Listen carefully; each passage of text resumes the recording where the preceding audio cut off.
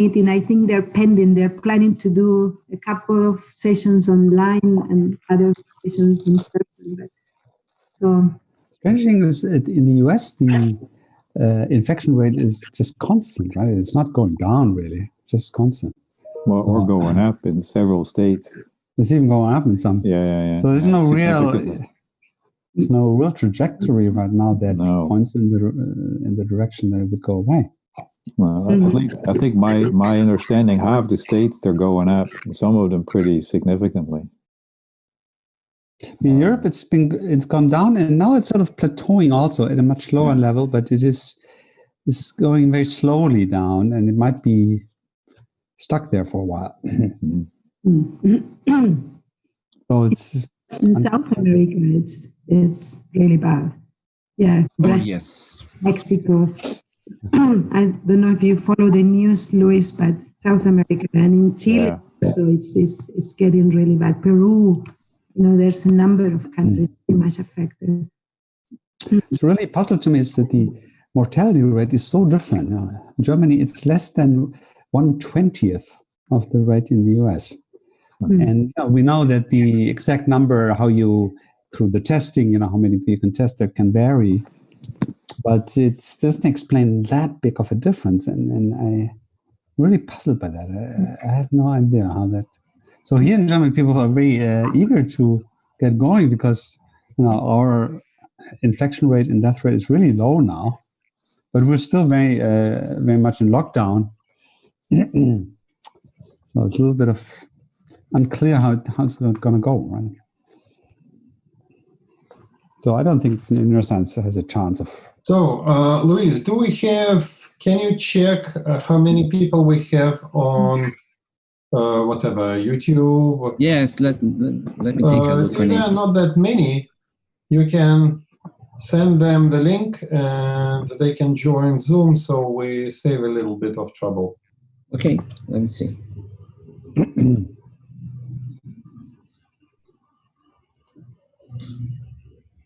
I don't actually see the YouTube stream, is that?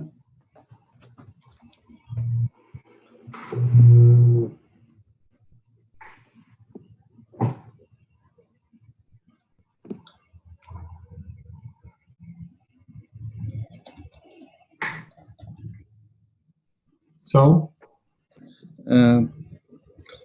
People are getting Zoom.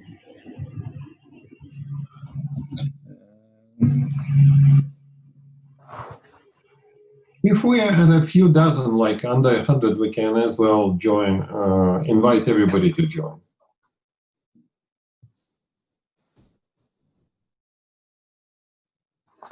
Yes. Mark, if you want it, you can, I think that you could make me a co-host. Well, maybe I could, I just have no... Because then I do this. Is this in meeting information? How do you make people co-hosts?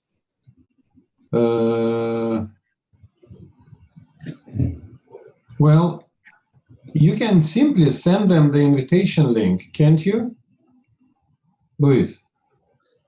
Because I can. You can send them the same invitation link we all used.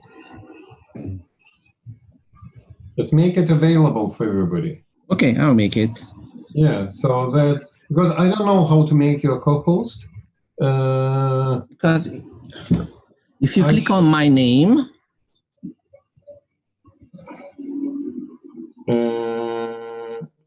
No, chat, pin video. Let me see, chat and pin video, it only allows me to do.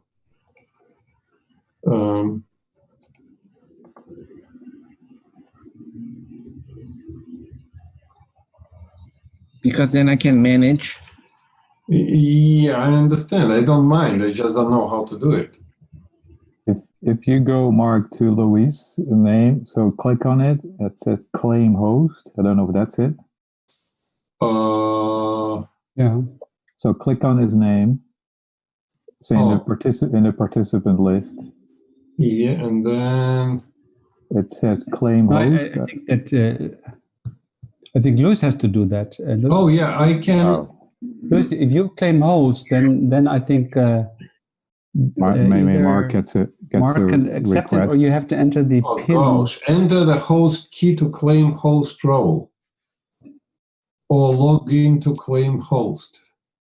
I think it's more complicated, Luis. Why no don't problem. you Okay. give them simply the link? They can click on it and they're with us. You have some friends. Paul is here, Yeah, I can see that. Yes. but you should show yourselves. Yeah, I think people should not turn off their cameras unless they feel that their cameras show something unseemly.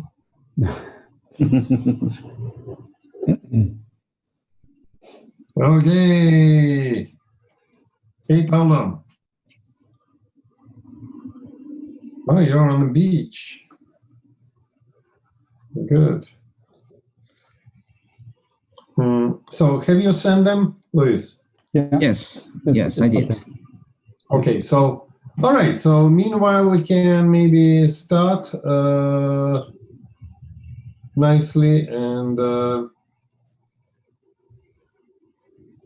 see what we can do. So, Luis, have you sent Monica her questions or not yet? Or you can that is one question to Monica. They are asking if is it possible to use her approach to recover gait instead of recovering hand function, but recover gait. Mm-hmm.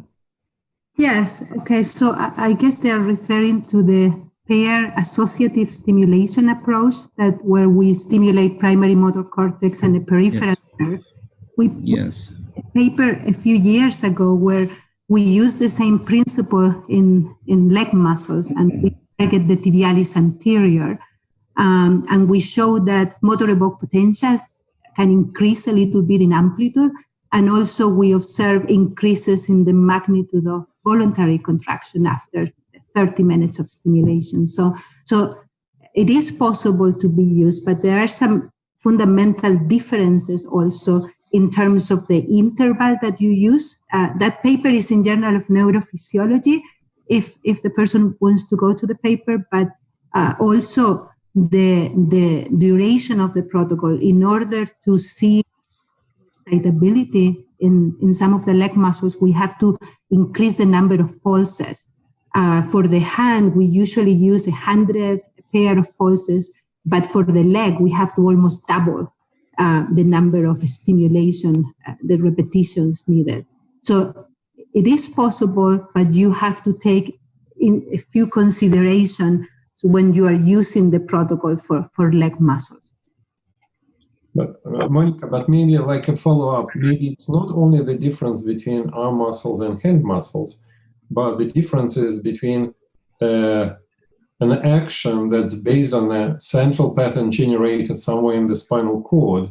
So it's not corticomotor neuronal projections that may be key to improve gait, but some cortical projections on those neurons that are part of the CPG that can turn it on or turn it off. And that may be a more complicated issue than the difference between arms and legs, because you are looking at kind of discrete voluntary movements or that are improved. We are also motion may be a little bit different. Yes, no, that's a good point, Mark. I think we have evidence. It's not in the paper that we published for in Journal of Neurophysiology, but we measured locomotion before and after, and especially the foot drop, the ability to lift the foot in the early part of the swing cycle. And what we show is that individuals have a little bit less a foot drop during the gait cycle.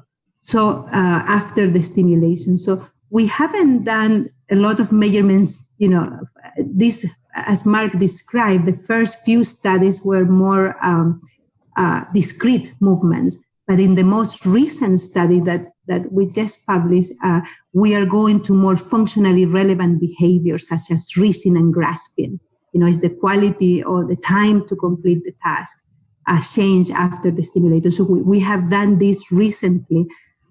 In the first studies, we were targeting, a small number of muscle groups. For example, we go to the hand representation of the motor cortex and we target some of the hand muscles. But now we're doing the same protocol, but stimulation is bilateral, and we also target more proximal and distal muscles and muscles of the leg.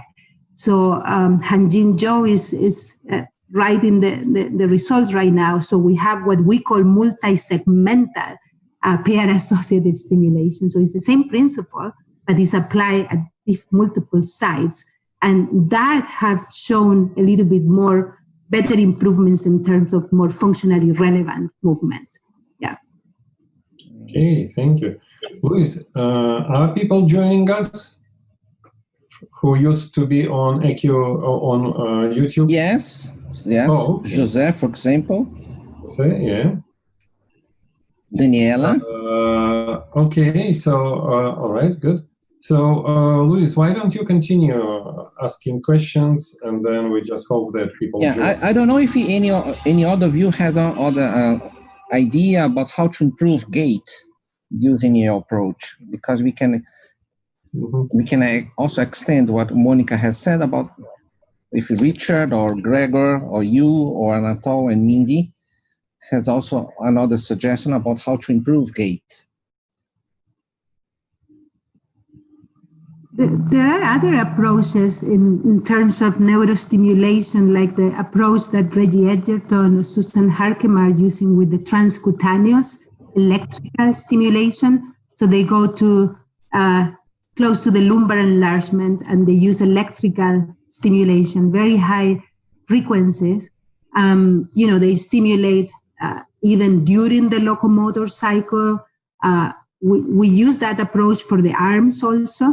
Try to look at also mechanisms or changes in neuronal pathways, but that is another approach that people is using to enhance in terms of neurostimulation, to try to improve the ability to walk. Yeah. Maybe we can address part of that question to Richard Van Emmerich, because I was always interested in the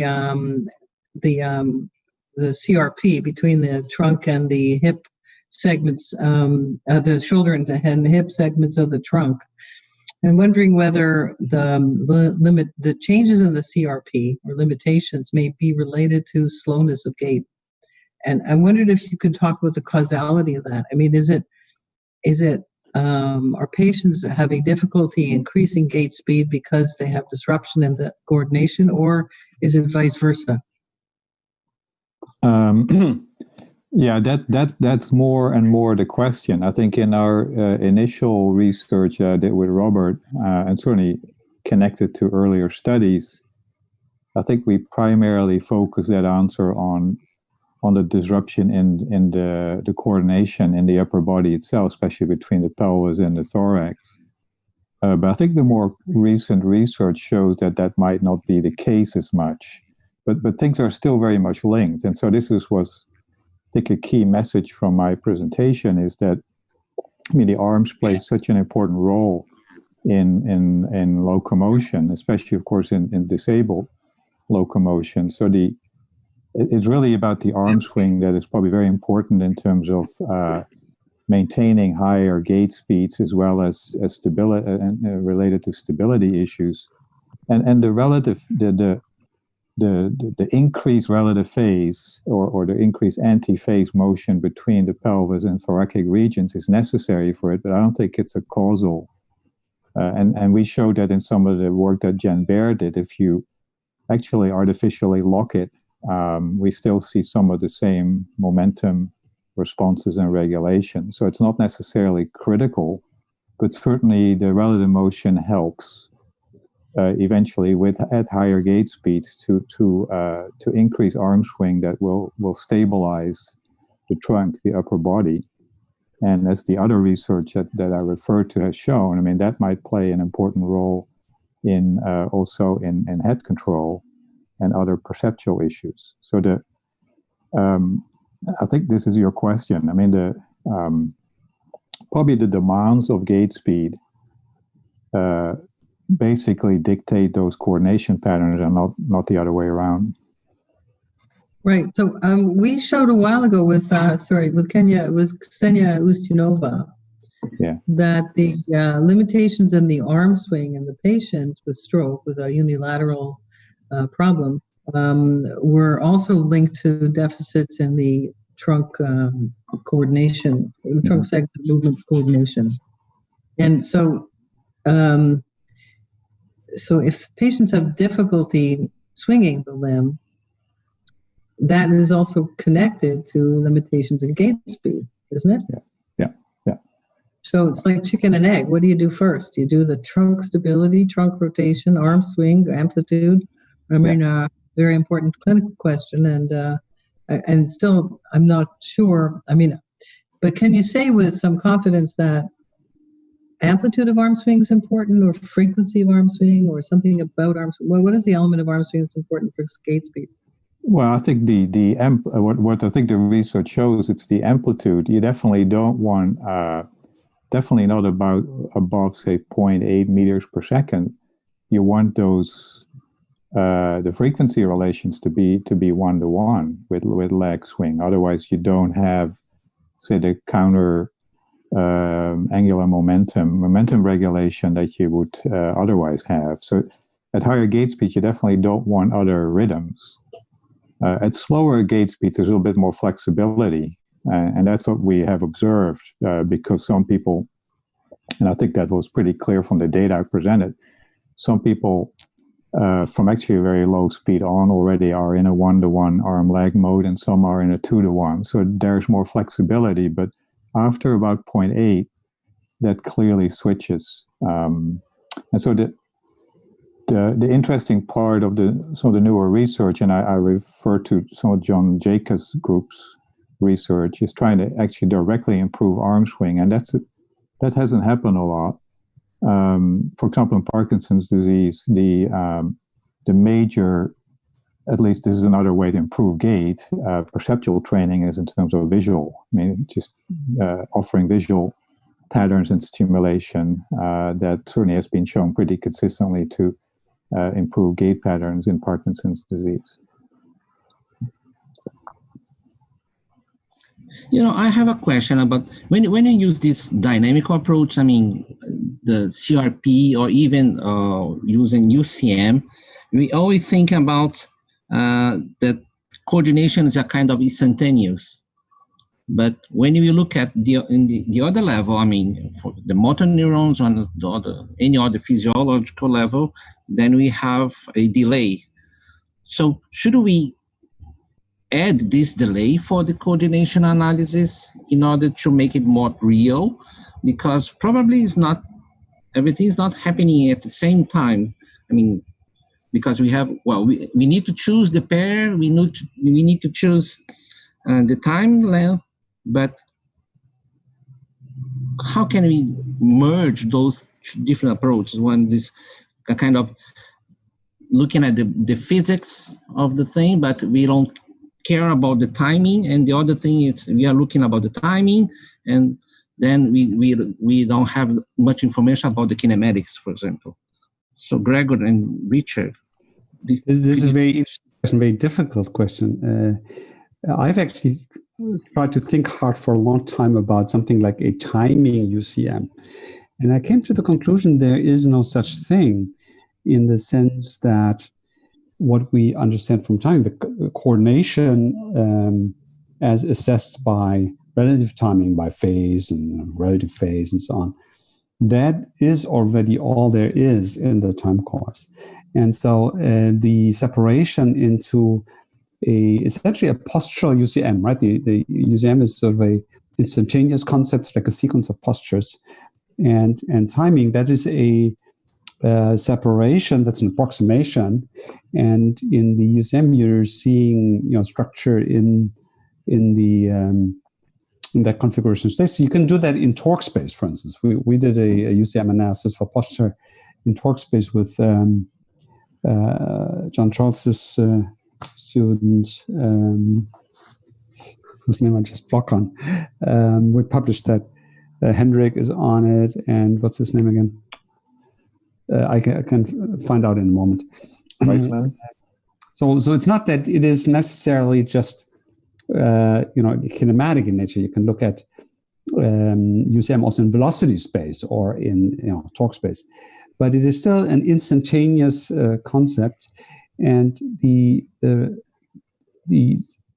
order that is in the temporal structure, that is really captured by relative timing or by relative phase and so on. And I don't think that there is any like an extra, a separate way of studying timing that sidesteps somehow relative phase. So when these two are very tightly interconnected, so that what that really amounts to is that the timer, the signal that generates the different time courses would be updated depending on what particular force pattern or movement pattern you make. And I would say that is under normal conditions not a very strong influence. It's an updating process that takes about 100 milliseconds at least to take place, and in dynamic sense of forces and so on, it might take longer. And so it's a good approximation to separate these things. If you have pathologies, then it could affect neurocircuitry that's entailed in both of those things, and so that's probably where that approximation is no longer so valid. I don't know, somewhat rambling answer. So, Gregor, are you saying that there's one stable state then? That's one stable state for gate, for example, that includes all the temporal and spatial couplings, and that can be described in the UCM? So what I'm saying is that the timing comes from the temporally structured signals. We think, of course, of these as being, let's say, ultimately descending signals from motor cortex, and then the spinal circuits can contribute to that and modulate the time courses.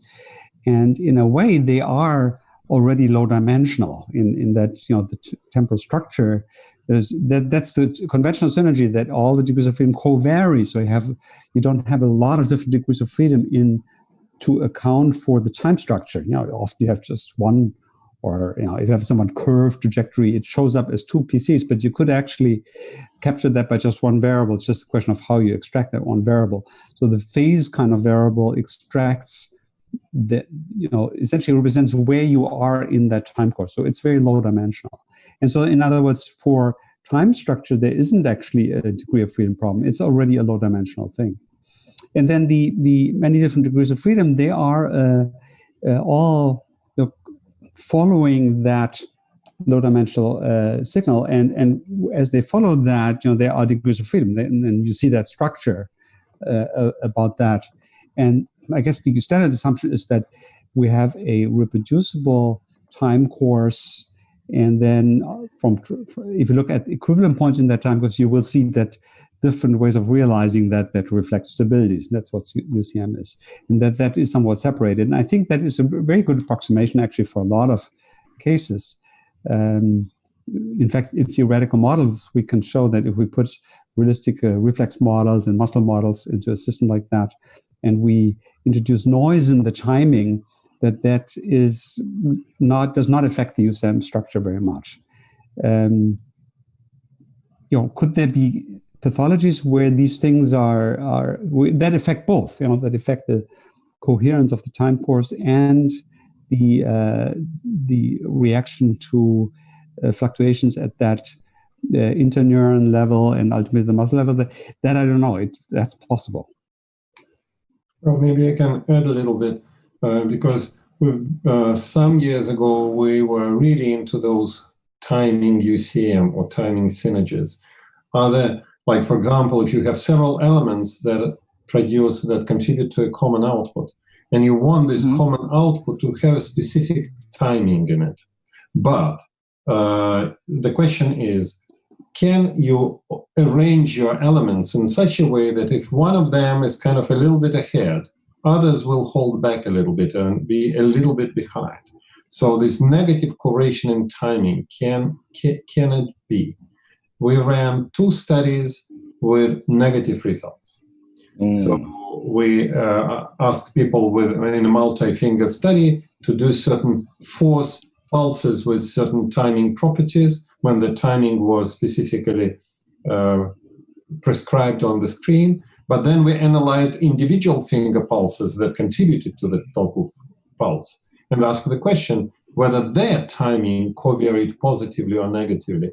And it invariably can correlate or covariate positively. So which means that if one finger speeds up, all fingers speed up. And in a way, they kind of make the situation worse. Right. Unlike the spatial UCM effects or force space UCM effects, which were there. They were very strong. So that is actually consistent with that idea that the timing signal is orthogonal to the UCM. It drives, the effector. It reflects. Robert would call that the optimal control part. Gregor, if at a very different level, you can say that, well, of course, there is timing UCM. Like if, for example, you ask me to tap 4 times, like every half a second, like pump, and in 2 seconds to have like 4 taps. Of course, in one trial I can do that. In another trial I can do. And in another trial I can do. So my timing intervals are covariating negatively in a way that the overall timing of the action is preserved by covariating timing structure of each realization of the action. But that's what I say is unfair. That's a different question. But at the question of these multi-element contributions to common output, really we haven't seen any signs of UCM effects or any signs of timing synergies. So as of now, I would agree with you 100% that,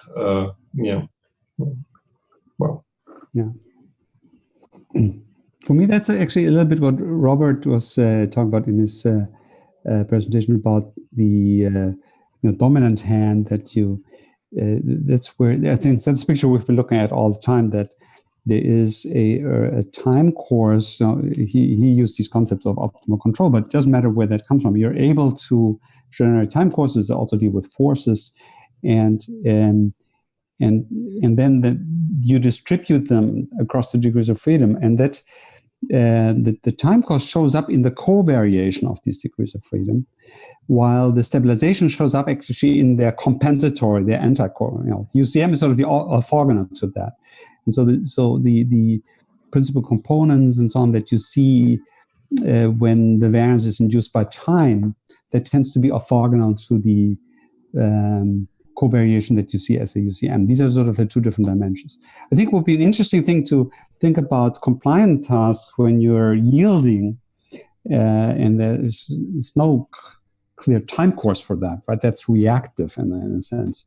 And there, I think these things are not so cleanly separated, but it's also very difficult, I guess, to produce data that you could then, where you could say that's equicommand, that's the same state in your reaction. But maybe it's possible. I don't know. That would be an interesting direction. So with what I understand, like Lewis, when he brought this up, it seemed to me like he was saying there are constraints to the neural system that are time. And I think I agree with that. I think that one of the major limitations to neural processing is time. It's incredible how long these delays are. A loop, a spinal loop, 10 to 50 milliseconds, depending on how far you have to traverse. And once you get up to getting in and out of cortex, you're in the hundreds of milliseconds, which is really, really long time when it comes to an ongoing, mechanical event. So I think what Gregor brought up was another aspect of timing and what was being talked about. So there's specification of timing events, but there's also these intrinsic delays in processing, sensory motor processing.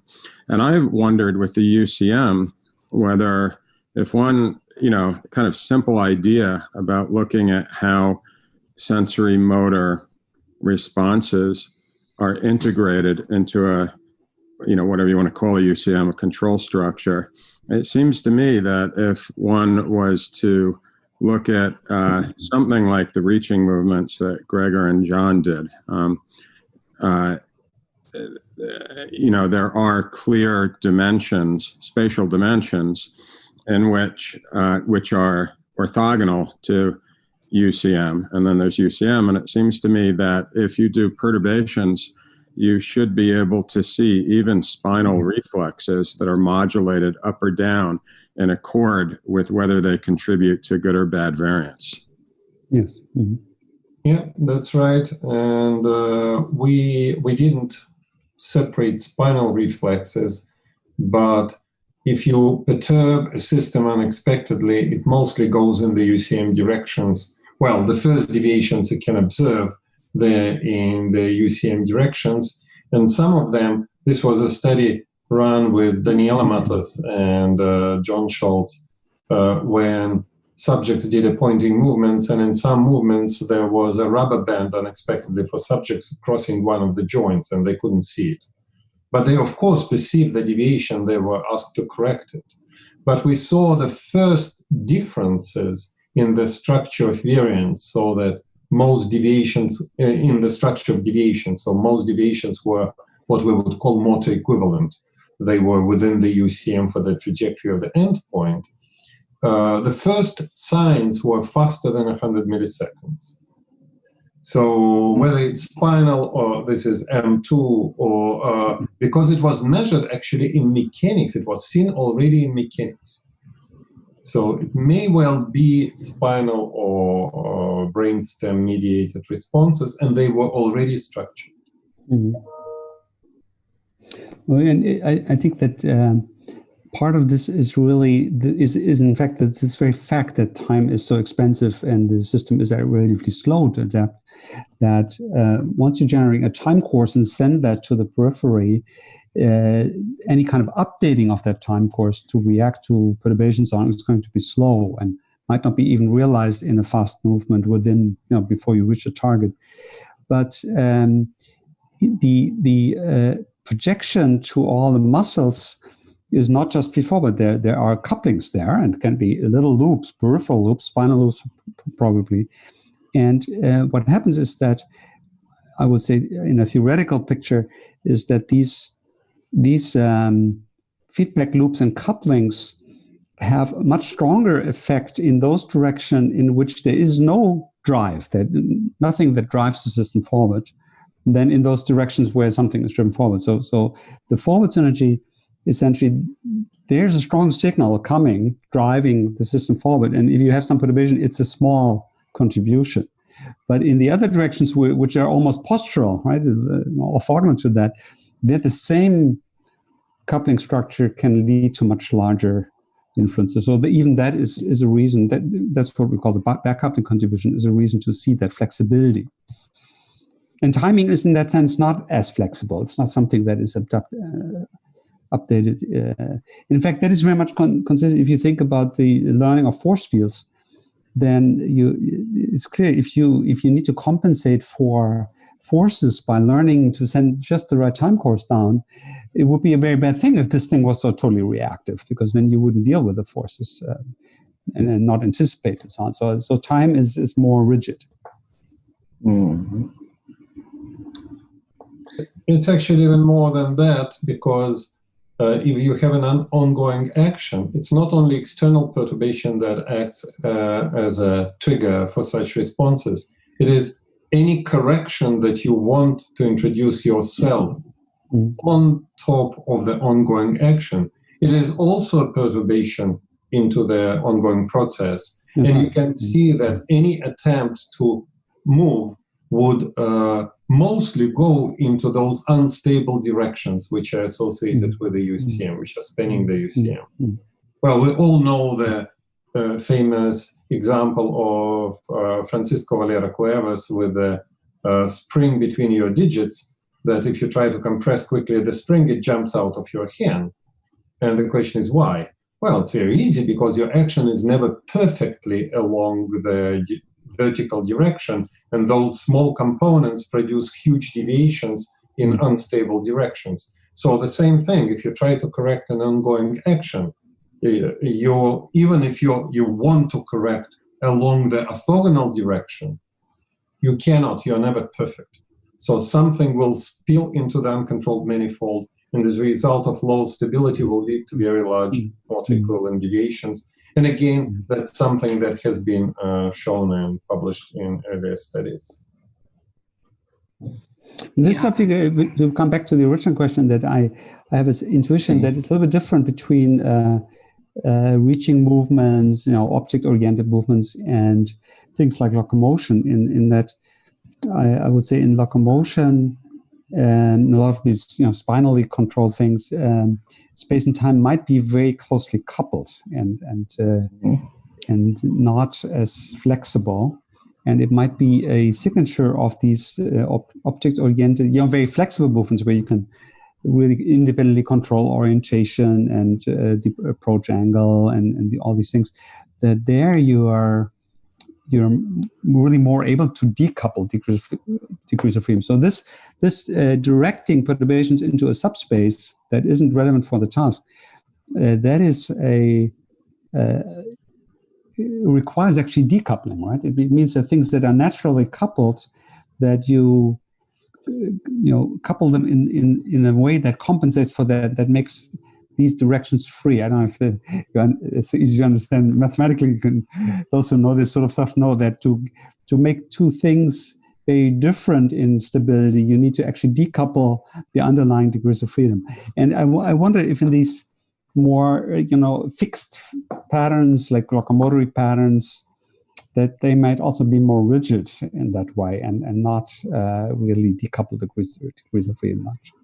Well, I agree with Gregor that in very basic locomotion, that is very likely to be the case. But of course, that can very quickly change as well, right? When we negotiate complex terrain, which is certainly for most of us a daily occurrence, that might be a little less. We might still see some of the same features, right? So yes, basic locomotor patterns where people or animals are at steady state, that might very well be the case. But I think in reality, I showed some of that work, we do interact significantly with our environment, both perceptually as well as, say, manually. And then we might have some of the same features, right? Interesting.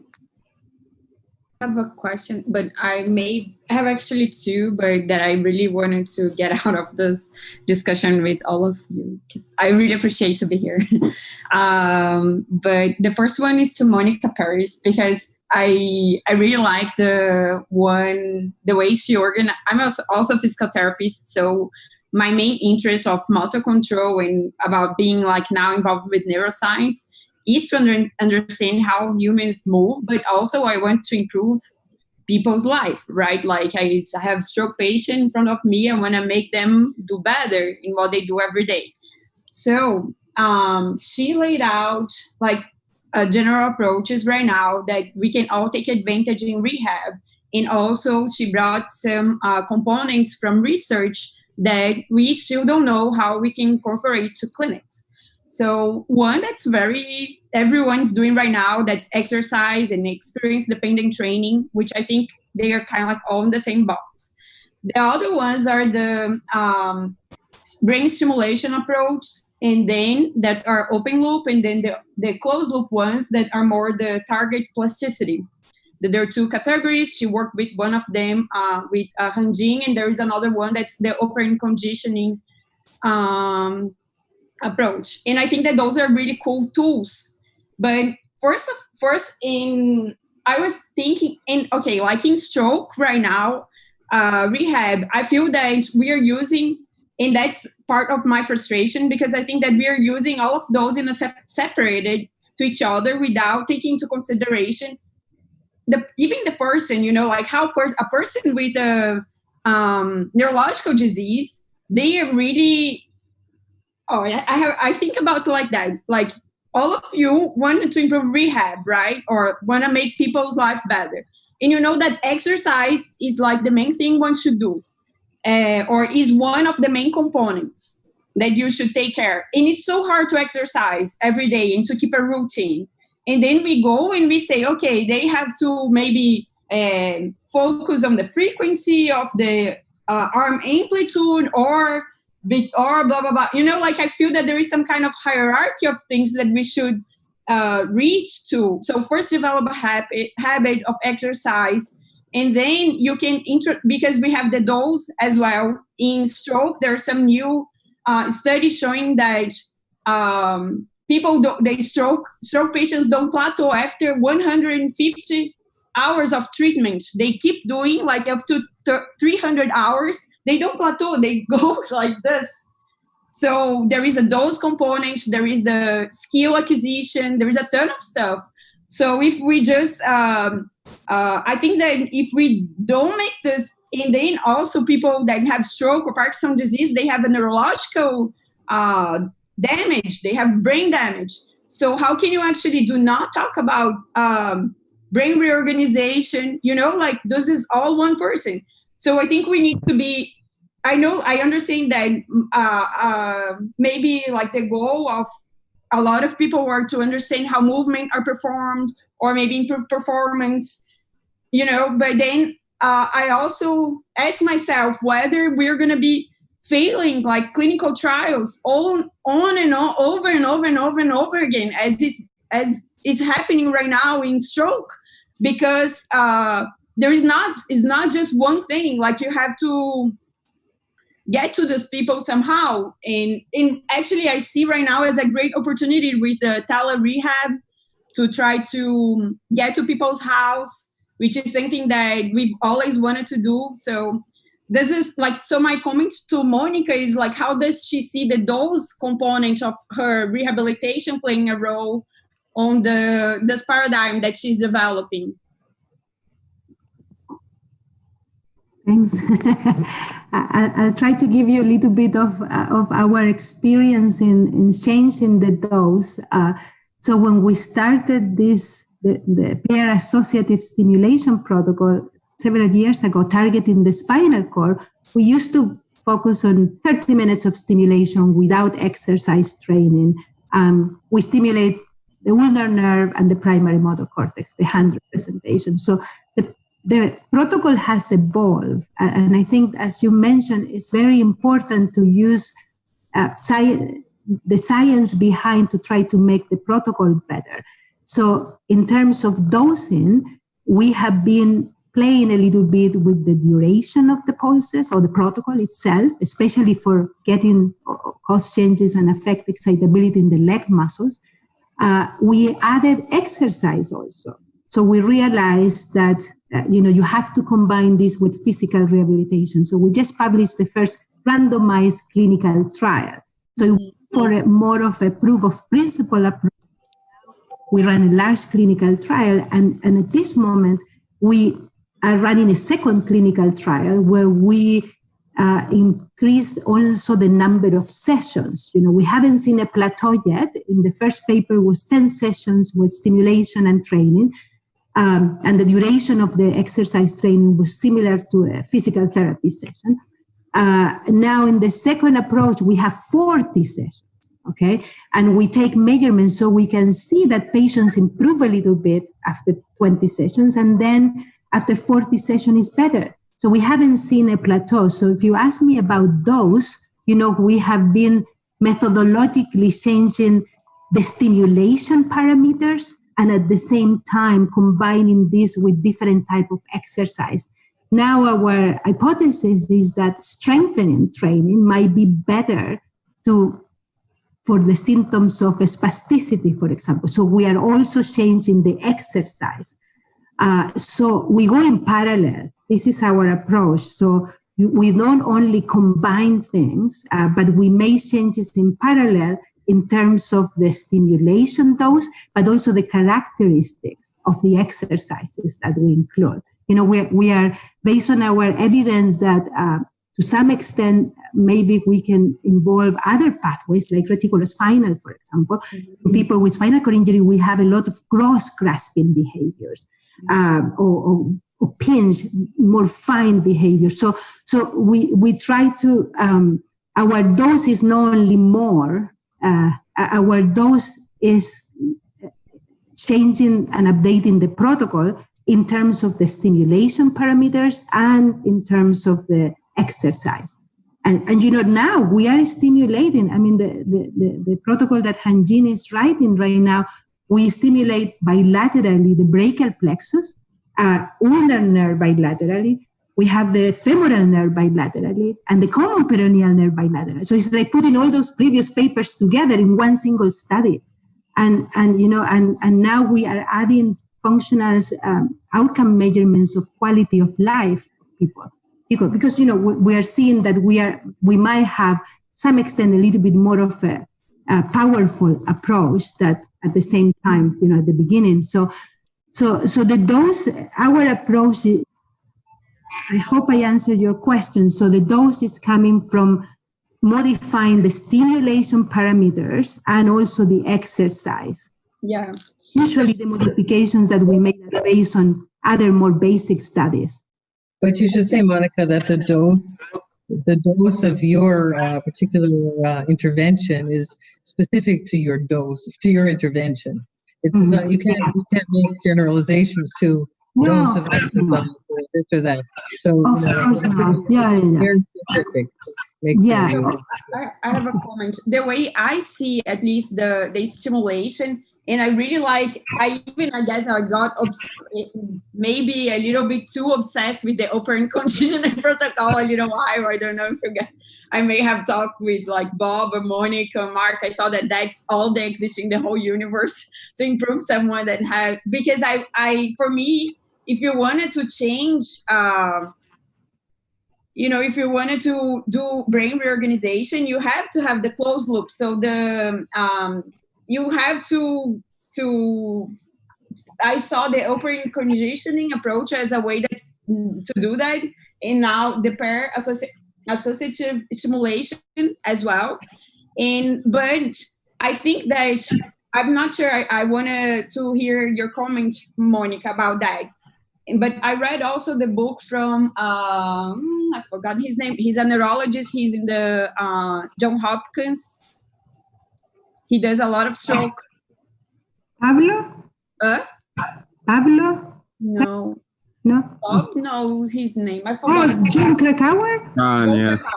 Yes. I read his book, and then he said that his final comments about brain stimulation was that it would just kind of like shape the exercise. So like the mass component of rehab should be practice and exercise and so on. And we can be very creative with virtual reality and so in all resources that we have. But then the brain stimulation is going to shape that. And I think it's quite interesting because I was also at Scott Fry's lab. And then we study hand transplant, right? And when the nerves regrow, one of the problems is that, so you had an amputation, then you receive a hand. The nerves from like the hand that's intact will regrow until the tip of your finger. And you keep improving the sensation even decades after the hand transplant. And I thought that was quite interesting. But they cannot localize, they don't improve. The problem is that they don't does nerve regrowth, the motor and sensory pathways, they don't have guidance. So they regrowth in a disorganized manner. So I thought that the target plasticity was a way to guide the reorganization of the stimulation from the brain to the periphery. So that's why I was like so excited about that. But I think that major gains may come from exercise, and if you don't build the habit on the person to do exercise or practice, whatever you want to call, just like I just think that those things are not going to stick for so long, and they can do on their own, the exercise on their house. Yeah, that's true. There's no doubt that exercise is important and is the main use rehabilitation tool that we have. But we have multiple demonstrations, okay, that if you do exercise and you improve a little bit, And if you do a similar exercise program, but you add neurostimulation, regardless of the type of protocol, there are more improvements in performance. There's multiple papers showing that. Yeah. So if you ask me, I think the neurostimulation, and even from our group, is helping. In my view, is that there's some connections that are so affected by paralysis in terms of spinal cord injury. So if you only exercise, it might be more difficult. We have seen that by targeting those connections, but different paradigms, the effects on voluntary motor output seems to be important. So I think I strongly believe that, exercise is quite good and important, and we have to keep refining the exercise. But I see the neurostimulation as a complement to potentiate. But do you think that, like what I try to think in my mind would be that the load of repetition, like regaining the motor skill, that's the exercise, but then like the pathways will have to know where to go. So then the brain stimulation helps with that. So it kind of like gives us some kind of focus of how to shape this. Mm-hmm. That's how I Monica, I want to make a point. I think that what you're saying is very important about facilitating or maximizing the potential to recover in particular pathways or things that have the potential to recover. So that's one question. But I think what we do need, and I think maybe we should consider together, is some kind of combined approach where so I don't believe, perhaps we can mute the other microphones, please. It's a little bit noisy. Okay, so I don't believe that just exercise alone will help. Yeah, me too. So exercise alone, I mean, you can simply reinforce bad habits, and that's been shown over and over again by what we call learned bad use, or learned bad use by Teresa Jones and her colleagues. So I think we have to do good exercise based on sound principles of motor control, particularly about threshold control and active control zones, as we've described, but then combine that with things that you do together, because each approach alone is not sufficient to see any very large things. We see very small. Totally agree. Yeah, totally agree. We need to combine all the good things together and find the best. To me, I think are we talking about two different types of exercise?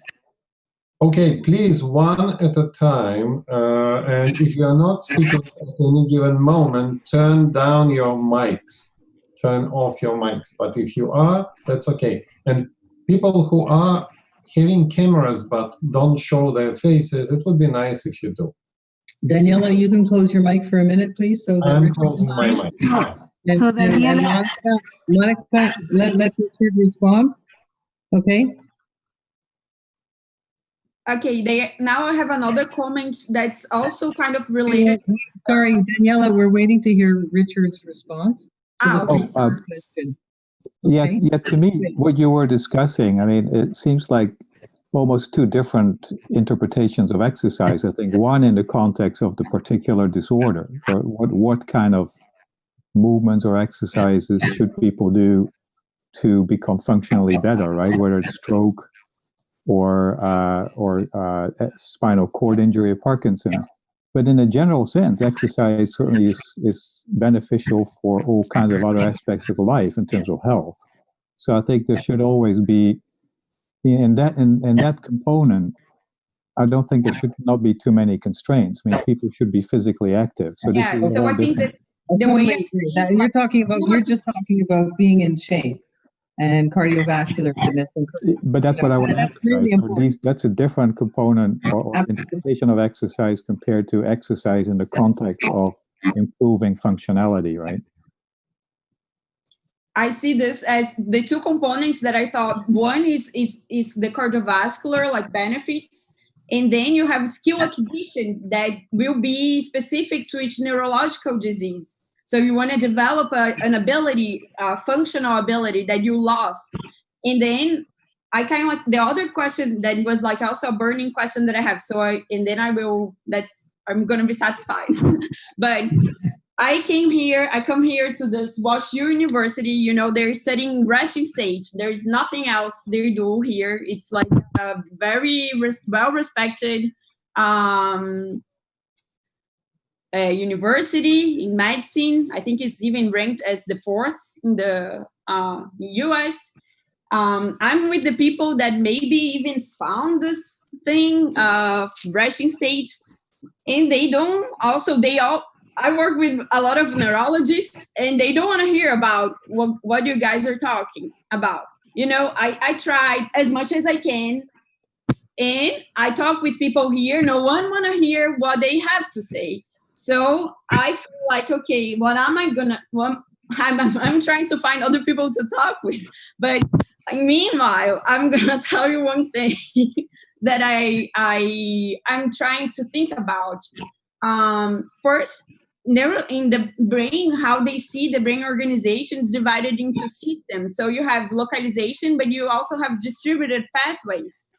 And then the main tools that they use to analyze resting stage is by looking coherence between different networks, which in some ways they also start with similar arguments from that we have about variability. You have redundant degrees of freedom and so on, but they don't have anything that lays out a hierarchy of those systems.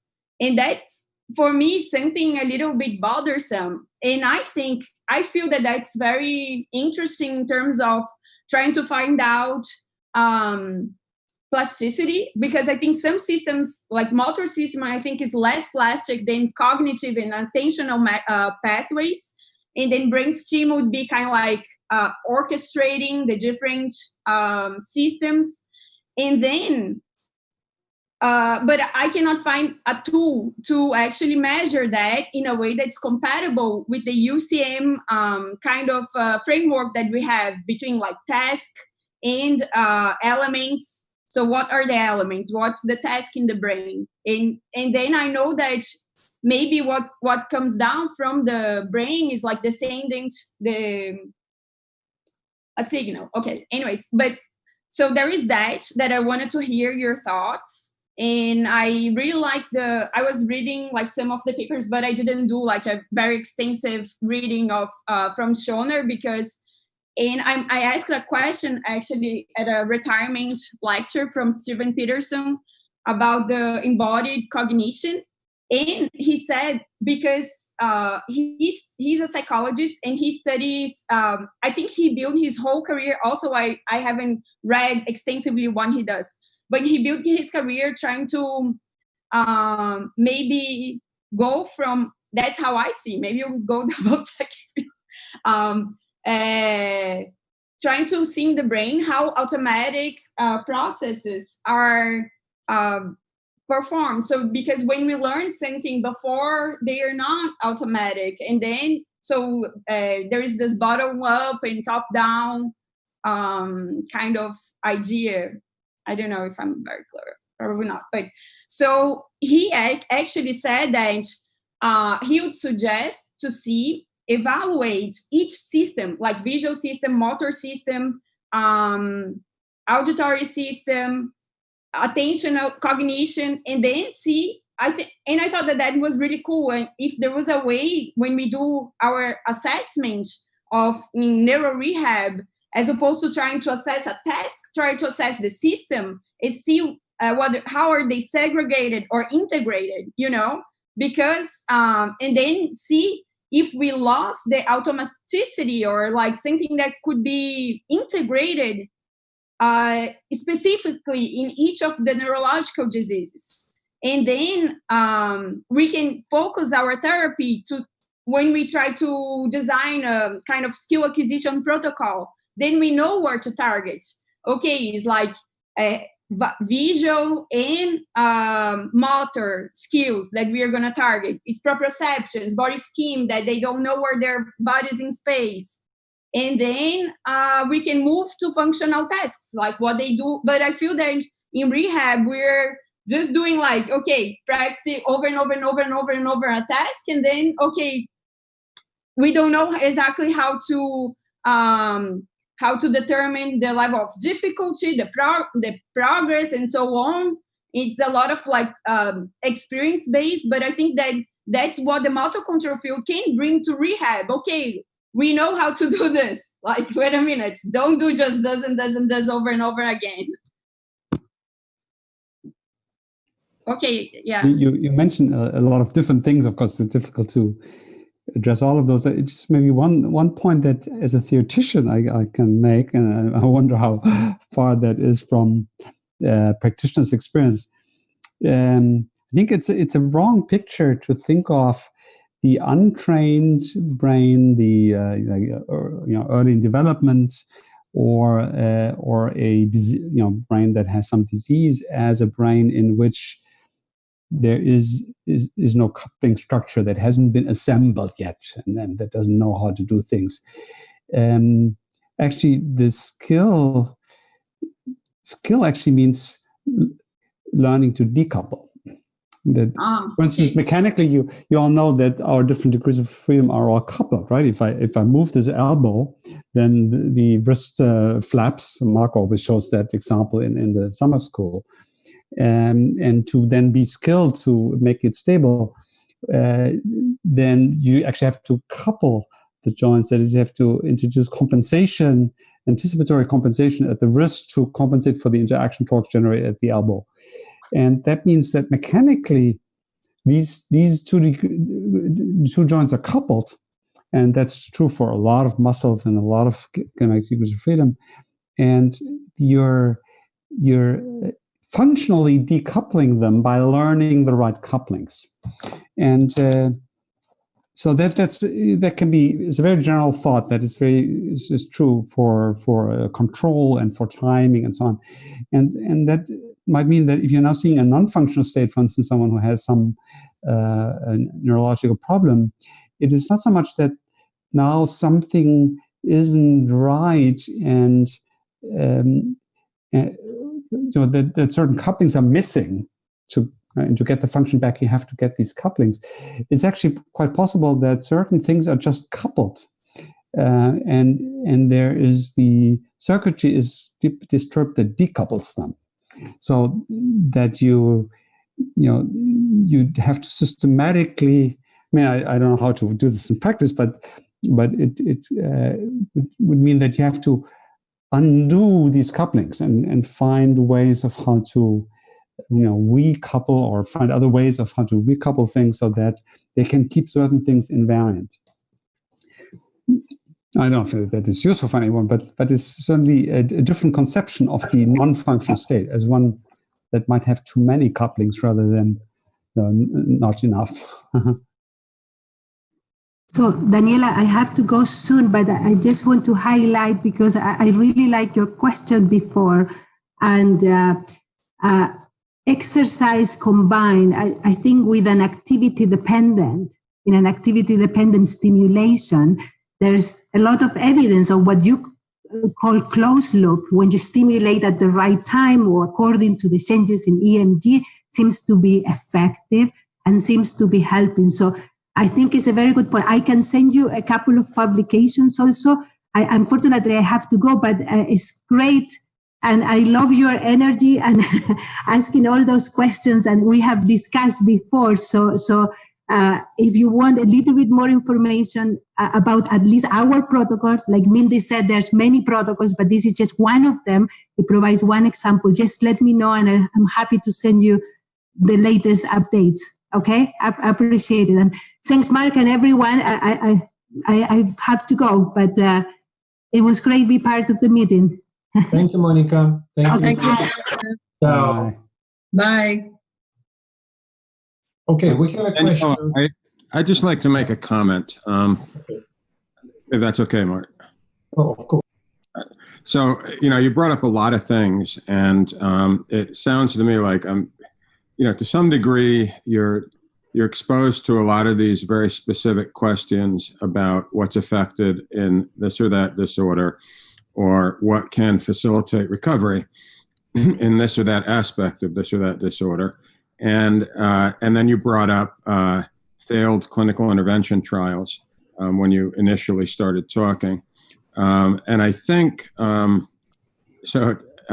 would just like to possibly lay out a perspective, which is that first of all, not all clinical intervention trials have failed.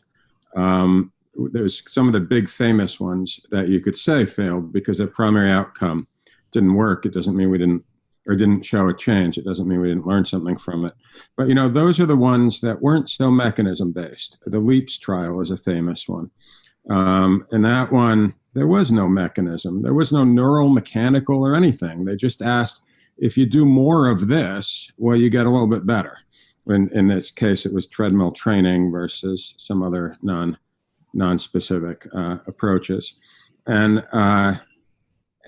so I think, and then when you look at, trials that have shown effects, like Monica's, they're phase 1, phase 2 trials, which are connected to a specific mechanism that address a specific aspect of a specific disorder.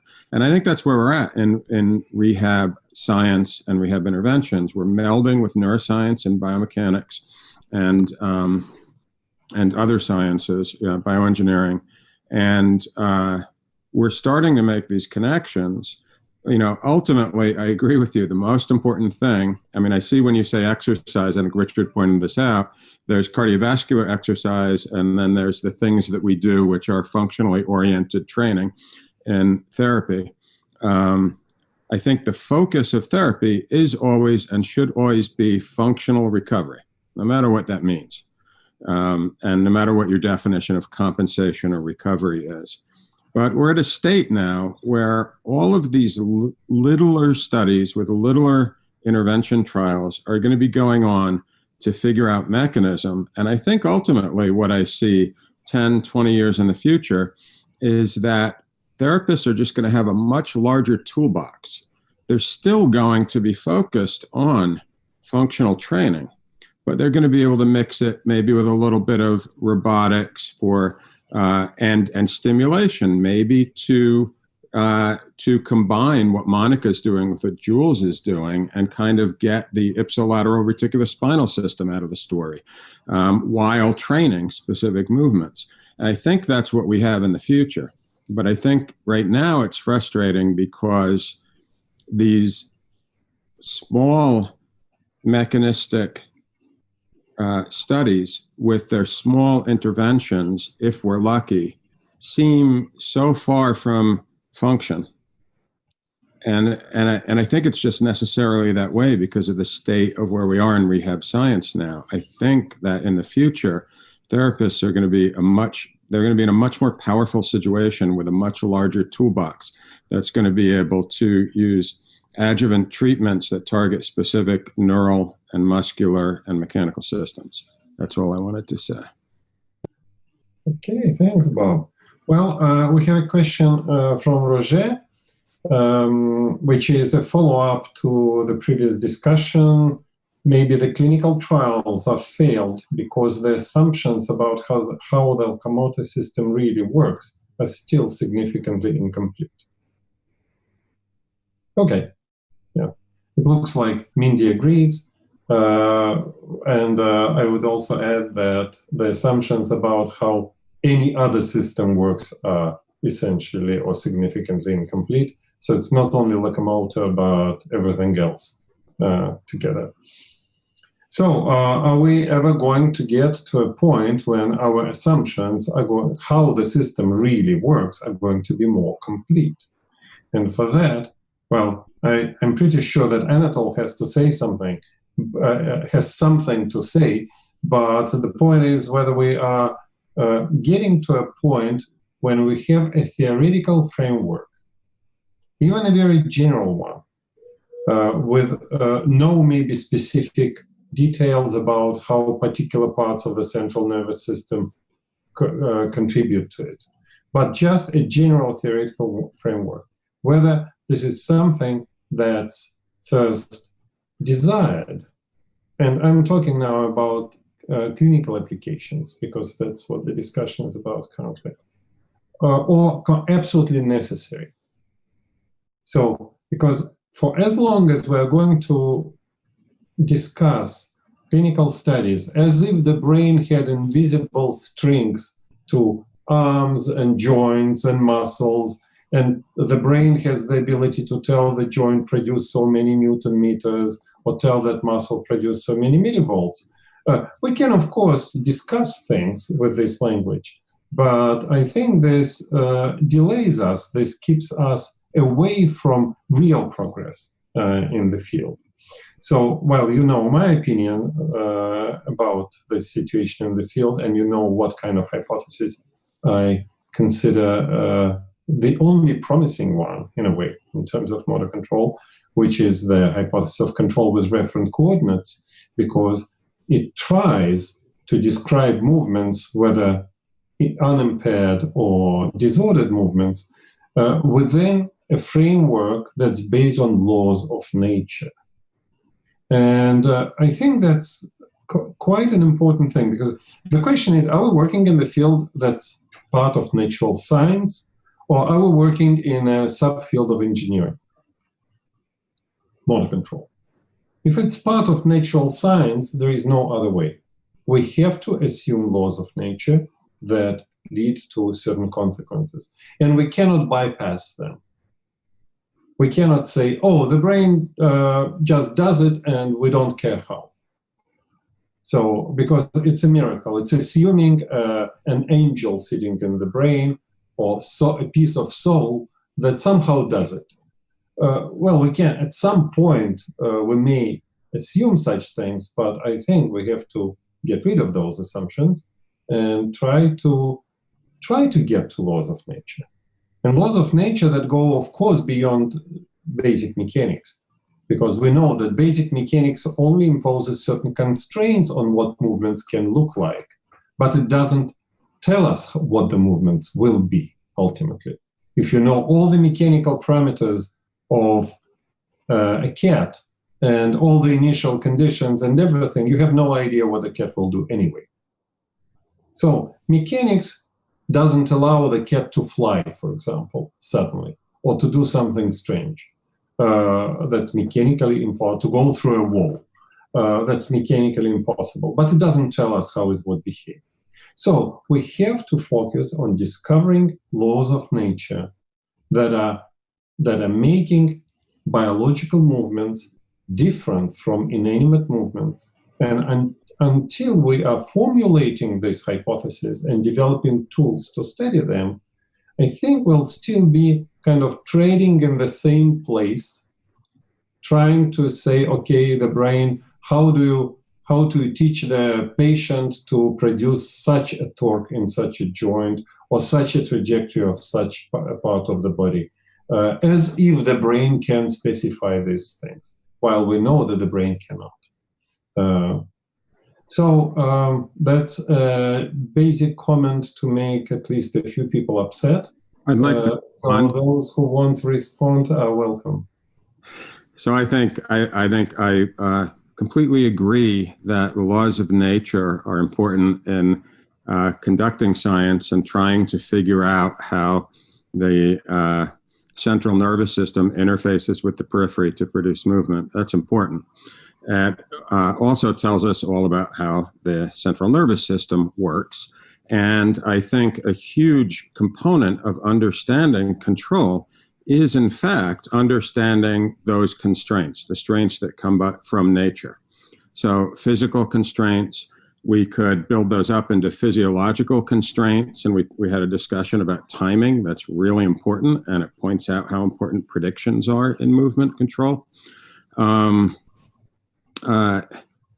The idea that we need new laws of nature, I disagree with. I think they just become new phrases with, meanings that are just as absurd as any other phrases that we use to call something that we don't know. The idea that we're looking for little green men in the brain, I think there is a control system, and I think no matter what the effector system is, that control system can do a lot to specify in some cases trajectories, and in some cases forces. And the assumption that cognition is a completely different structure than a motor control system is an unfortunate view to me. They both evolved in parallel. All the structures that are motor structures, basal ganglia, frontal cortex, cerebellum, they happen to be hugely important cognitive structures. And so the whole idea of having cognitive models that are used for motor control seems to me to be very sensical. The other thing that I think is very sensical is that we do have models of mechanics, that our brain does understand the basic structure of the world from a mechanical point of view, because mechanics provided the major constraints during evolution on our behavior. I'll leave it at that. Well, before Anatol explodes, I want to produce a quick response. Of course, we can do mechanical variables as we wish, provided certain feedback. For example, visual feedback on those variables. I remember a very famous study when Claude Guez with his friends taught the subjects to reproduce the second order of force on the screen, so that the profile would be, well, but this doesn't mean that the brain in general can prescribe second order of force. This simply means that the brain can use available tools to it to produce things that you ask the subject to produce. So tools like, well, can your brain specify independently, I don't know, force that you produce? The answer is no, because as soon as in external conditions change, this force will instantaneously change. This means that the neurophysiological signals generated by your brain specify something different.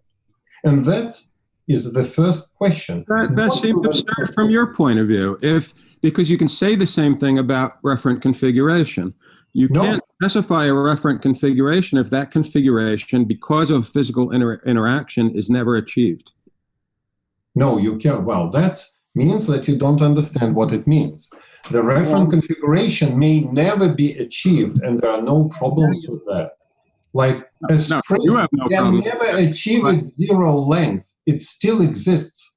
Zero length and stiffness of the spring exists, even if external conditions never allow it to achieve those. So the zero length, for example. But it exists. It's an important parameter of the spring. And without knowing that parameter, you cannot predict what even a simple spring would do. But you may never be able to observe it directly with your naked eyes. So referent coordinates and referent configurations may never be achieved, may never be observed during behavior. This doesn't mean that they don't exist. They not only exist, but they prescribe the behavior in the interaction with the external force fields. Yes, so before we go down this, this is a well-trained cycle of discussion, right? That you guys have had a lot. Well, it's not well-trained, but we sometimes do have discussions like that. But I now shut up and I give others a chance to say something. Anatol is going to explode. I was going to try to drive this somewhere else. First of all, I would like to say it's wrong to state that referent configuration cannot be achieved. We demonstrated for locomotion, hammering, jump forward, up, and so on, reaching that we observe global minima at certain phase of motion, and it's exactly experimental verification demonstration of achieving referent configuration. So lambda is experimentally measurable parameter. So don't confuse this issue. It's depends on your ability to make appropriate experiments to verify change in reference body configuration and identify this reference configuration. I agree with Mark. We cannot use, there are two approaches, biomechanical and computational, and parametrical control of movement. They are not compatible. So don't mix these languages. Whether you accept stupid idea of direct programming biomechanical variables, or you completely refuse of this idea. And I have just minimal hope that I see in representation of Richard van Emmerik the tendency to go to the framework of parametrical control. He acknowledged that human locomotion is a transfer, balance, and stability from one place environment to another. I would like or encourage Richard to go in this way. It would be very useful for everybody. Okay. Otherwise, we study locomotion. I can use the analogy: horse and car. When we thinking about locomotion, we rearrange cause and effect, because we think that center pattern generator is a basic. For me, it's like thinking about horse and car. The cart is moving because wheels are rotating. No, because horse is pulling. And this is natural cause-effect relationship in physiological production of locomotion. So I would have just one of our group solidly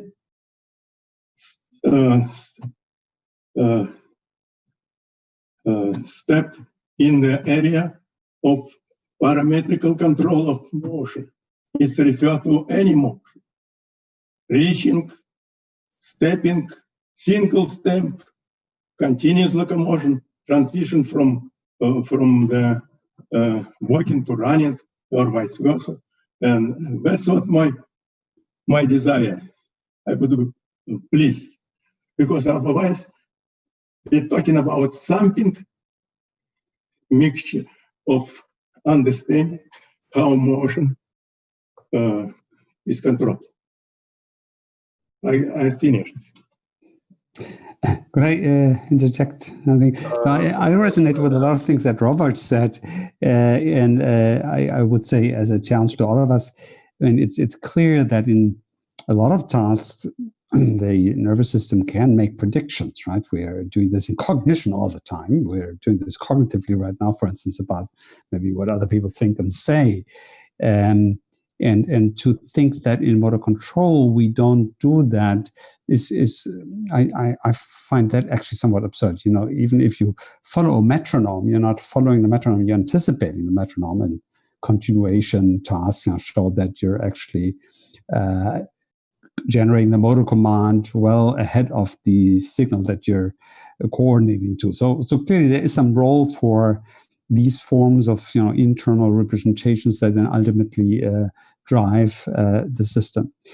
On the other hand, I would how cognitive are those models? So can we actually model something internally that is as abstract as, let's say, mechanics? There's an ironic wrinkle to that, in that I would say the approach to cognition that we call embodied cognition suggests that perhaps we achieve that abstraction in a way that is, again, maybe more similar to motor control. So, for instance, that we have very particular constraints for the kinds of things that we can actually think. For instance, when we do even apparently very high-level cognition, like language relations. I work currently on trying to model in a sort of sensory motor style, model how we can do things like analogical thinking at a really high level. And one can do that and find signatures for things like that. And then it has that grounding in sensory motor processes, for instance, in the sense it actually uses some kind of spatial maps where you're locating activation patterns and using these spatial maps to reason about things. It's really like a mental map, and you do it in a way that's really connected to sensory and motor representations. But it is also abstract in its covered. You don't have to move to do that. You're not necessarily tied to a particular coordinate frame. You can shift images like that around to, for instance, to talk about an imagined scene. So it is that I'm saying that because I think that sort of reconciles some of the things that might be considered here controversial. It's really constrained by properties of the sensory motor system, not because it has to use the muscles, but because there are certain principles that are common across the brain, and we see everywhere in the brain the same kind of principles. But it is also capable of doing a lot of the things that are predictive and that can extract regularities and autonomously generate signals that we reflect or represent these regularities. Gregory, first of all, parametric control is very dynamical control, okay? And it's referred to cognition equally to cognition and to motor control, okay? And it was demonstrated many times.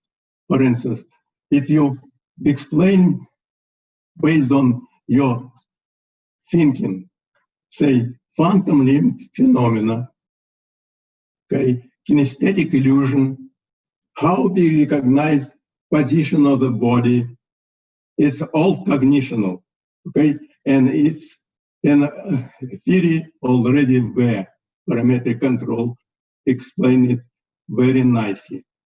Okay? So don't separate cognition from principle of motor control. It's related. Okay, I don't think that Greg actually separated those. Yeah, consistent with what I was trying to say. Exactly, yes. I think, Anatol, your examples are in support of Gregor's point.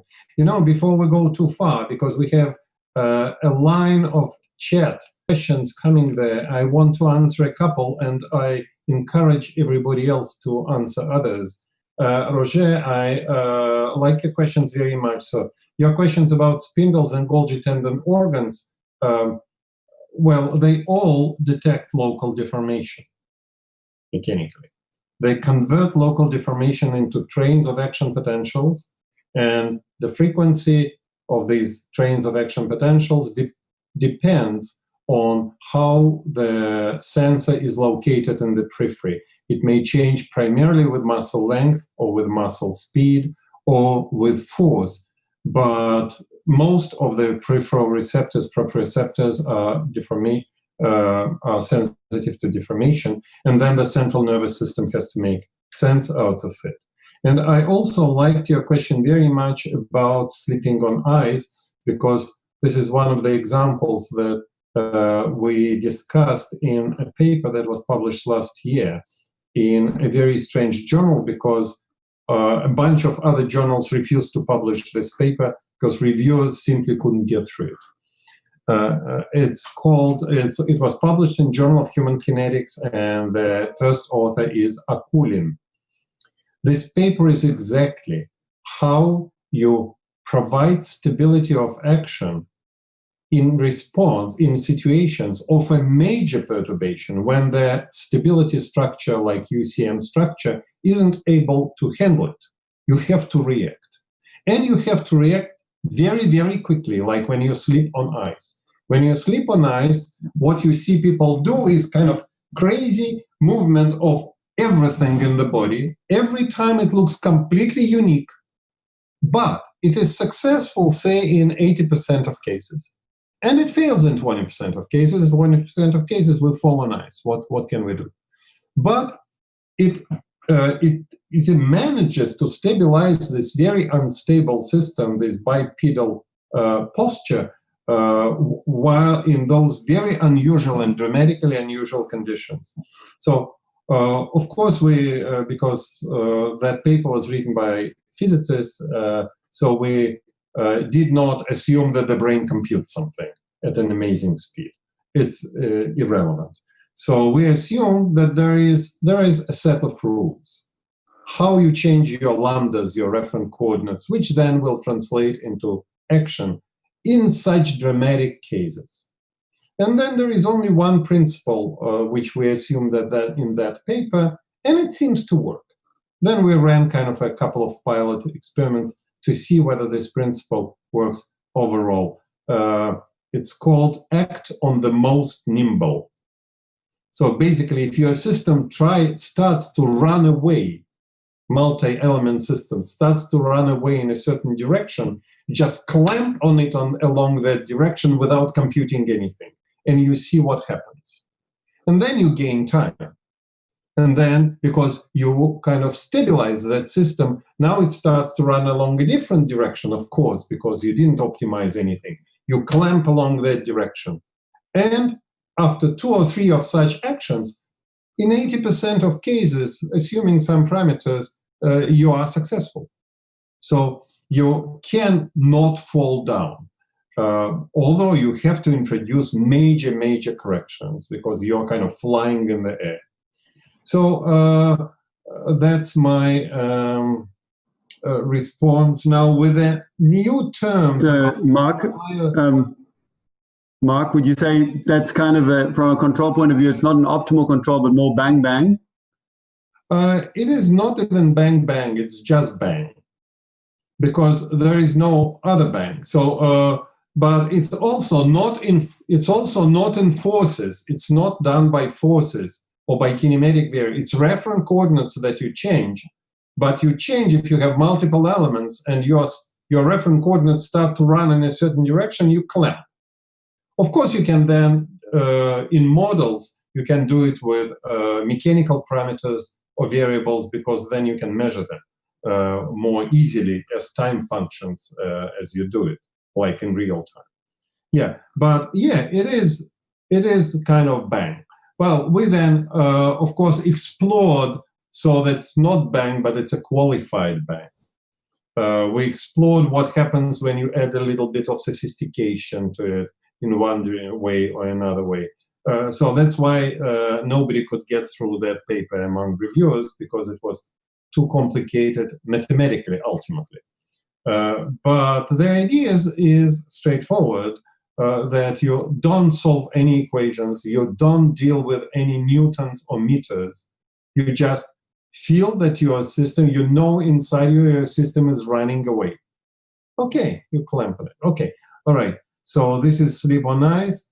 And about neologisms, well, again, Roger, I'm not sure that we need more of those. I mean, we're introducing them every now and again, like apparent stiffness, for example. But when it was introduced already nearly 30 years ago, so it's not such a neologism. It's already it's being used kind of relatively normally. Just it's a stiffness, it's a thing that looks like stiffness within your range of observations, within your range of parameters, but you know that it is not, that there is no spring there. So it's simply in certain conditions, the system looks like it has a spring. So you want to describe it with spring-like language, well, you use apparent stiffness. And what else was there? Oh gosh, wow, there are so many. Bob disappeared because he has a meeting. Whether there are new laws of nature, that's a good question. Do we need to introduce the idea of biological laws of nature? I think we do, because it's a compact description of how classes of objects behave. That's the definition of law of nature. Like Hooke's law describes in a compact way how the class of springs behaves. Okay, well, we call it law of nature, Hooke's law, for example. And there are many other laws that are not as global as, I don't know, Newton laws, but more local. Newton laws, by the way, also apply not to all objects, but only to objects with inertia. For example, they don't apply to the reflection of the light on the wall. You can try to push it and nothing will happen. I mean, the reflection, the spot, the light spot on the wall. So objects that are non-inertial also don't obey those. So all laws of nature are limited in the range of their applicability. If we can introduce a compact description, for example, for the behavior of all skeletal muscles in all individuals and all, well, or many species, can we call it law of nature? Well, we may. At least I have no problems with that. All right, I'll shut up for a minute because I'm answering too many questions, and then there are other questions that I didn't mention, and one of them is very global. What are the top 5 to 10 important unanswered questions in motor control in 2020? Well, to me, I know only one question, which is, when will quarantine stop?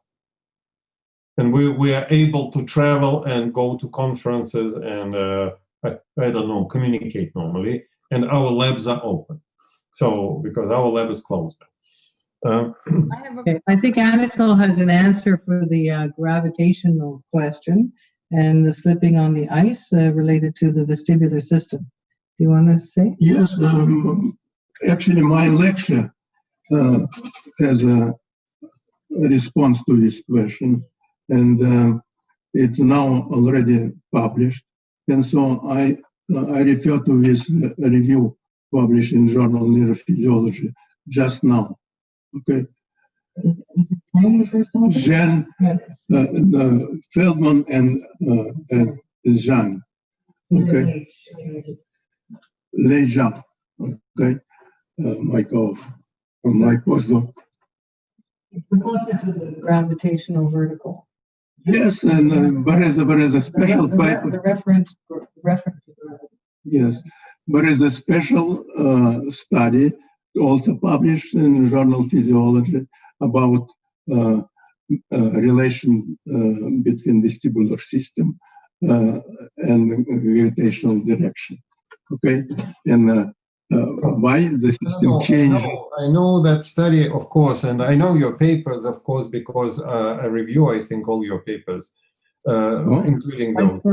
Thank you. Yeah, but, well, when you sleep on ice, if you imagine a person sleeping on ice, the vestibular system, translating your vestibular system into this motion of your arms and legs, this flailing that you see, without which you will not maintain vertical. I don't know how there must be a rule how you do that. So that's why I'm saying that I agree that there is reference coordinate control. Vestibular system is very important. Visual system is very important, of course. And a lot of other things like proprioception is very important. Of course, they're all very important. However, we don't know how they all combine to stabilize the person sleeping on ice and preventing falling down. Well, you know, you can think in a framework you're promoting actually, okay? And so into design experiment, which explain how the how vestibular system can work during sleeping or so on. Okay. There are a few follow-ups to that question. Could the ice example be linked to a reference coordinate related to gravity? Yes, it could, I guess. How would the body measure that? Well, vestibular system, I guess. That's what Anatol has been alluding to. The center of gravity is not a fixed point, but maybe the body uses a proxy to control global locomotion. Well, I don't know about the center of gravity, whether it's so special. I think I really don't know. I think it's kind of over-glorified in the field of biomechanics. It's an imagined point, and well, for the mechanical description, it's extremely useful in certain situations. But whether the brain cares about location of the center of gravity, I wonder. Maybe not too much. Feldman, how do you explain the concept of body scheme when an amputee uses a prosthetic device? Feldman. Okay. I'm not going. Embodied cognition, isn't it? No visual feedback. They can know where the tip of the fingers are. It's a mechanical, something mechanical. And we compare with controls, and there is like, we didn't find differences in errors. Repeat your question, Mark. I want to know, how can I explain using your theory? Okay, have a amputee. Yes, you know, understanding of question is. I'm gonna ask. I don't understand your question, so I ask you to repeat your question. Okay, so I have an amputee that uses a prosthetic device, okay, and we ask them to point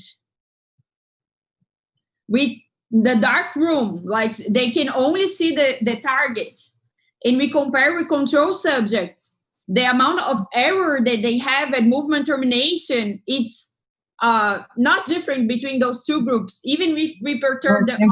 The important question, is it a below elbow or above elbow device? It can be below elbow. There's no joint involved then. So why is it important if it's below elbow? Human make regularly pointing to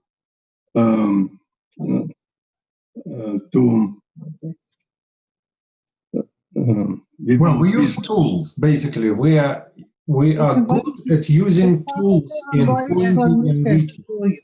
Like you can use a badminton racket or anything else. It doesn't require a lot of training.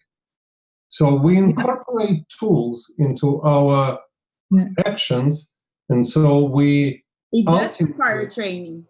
I'm sorry? No, look at it does require training. If you just ask someone to do that. It requires training. Daniela, look at some. Playing badminton. All right, sorry, look at some of the studies of embodied cognition with Claudia Sorello and Mike Turvey and others.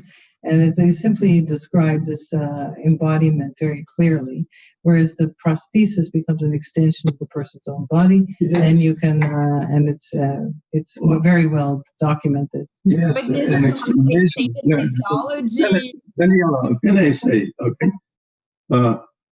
I think in my book I discussing the pointing when you artificially change the limb by adding, say, the stick or something like this. So maybe you find the response. Okay, but what I want to know, where is the reference configuration? The reference configuration. Reference configuration. It doesn't change. It's included. It's the same. The same. Where is it? At the residual limb? It's at the tip of the First of all, you can use concepts of referent body configuration in order to explain pointing to a remembered target.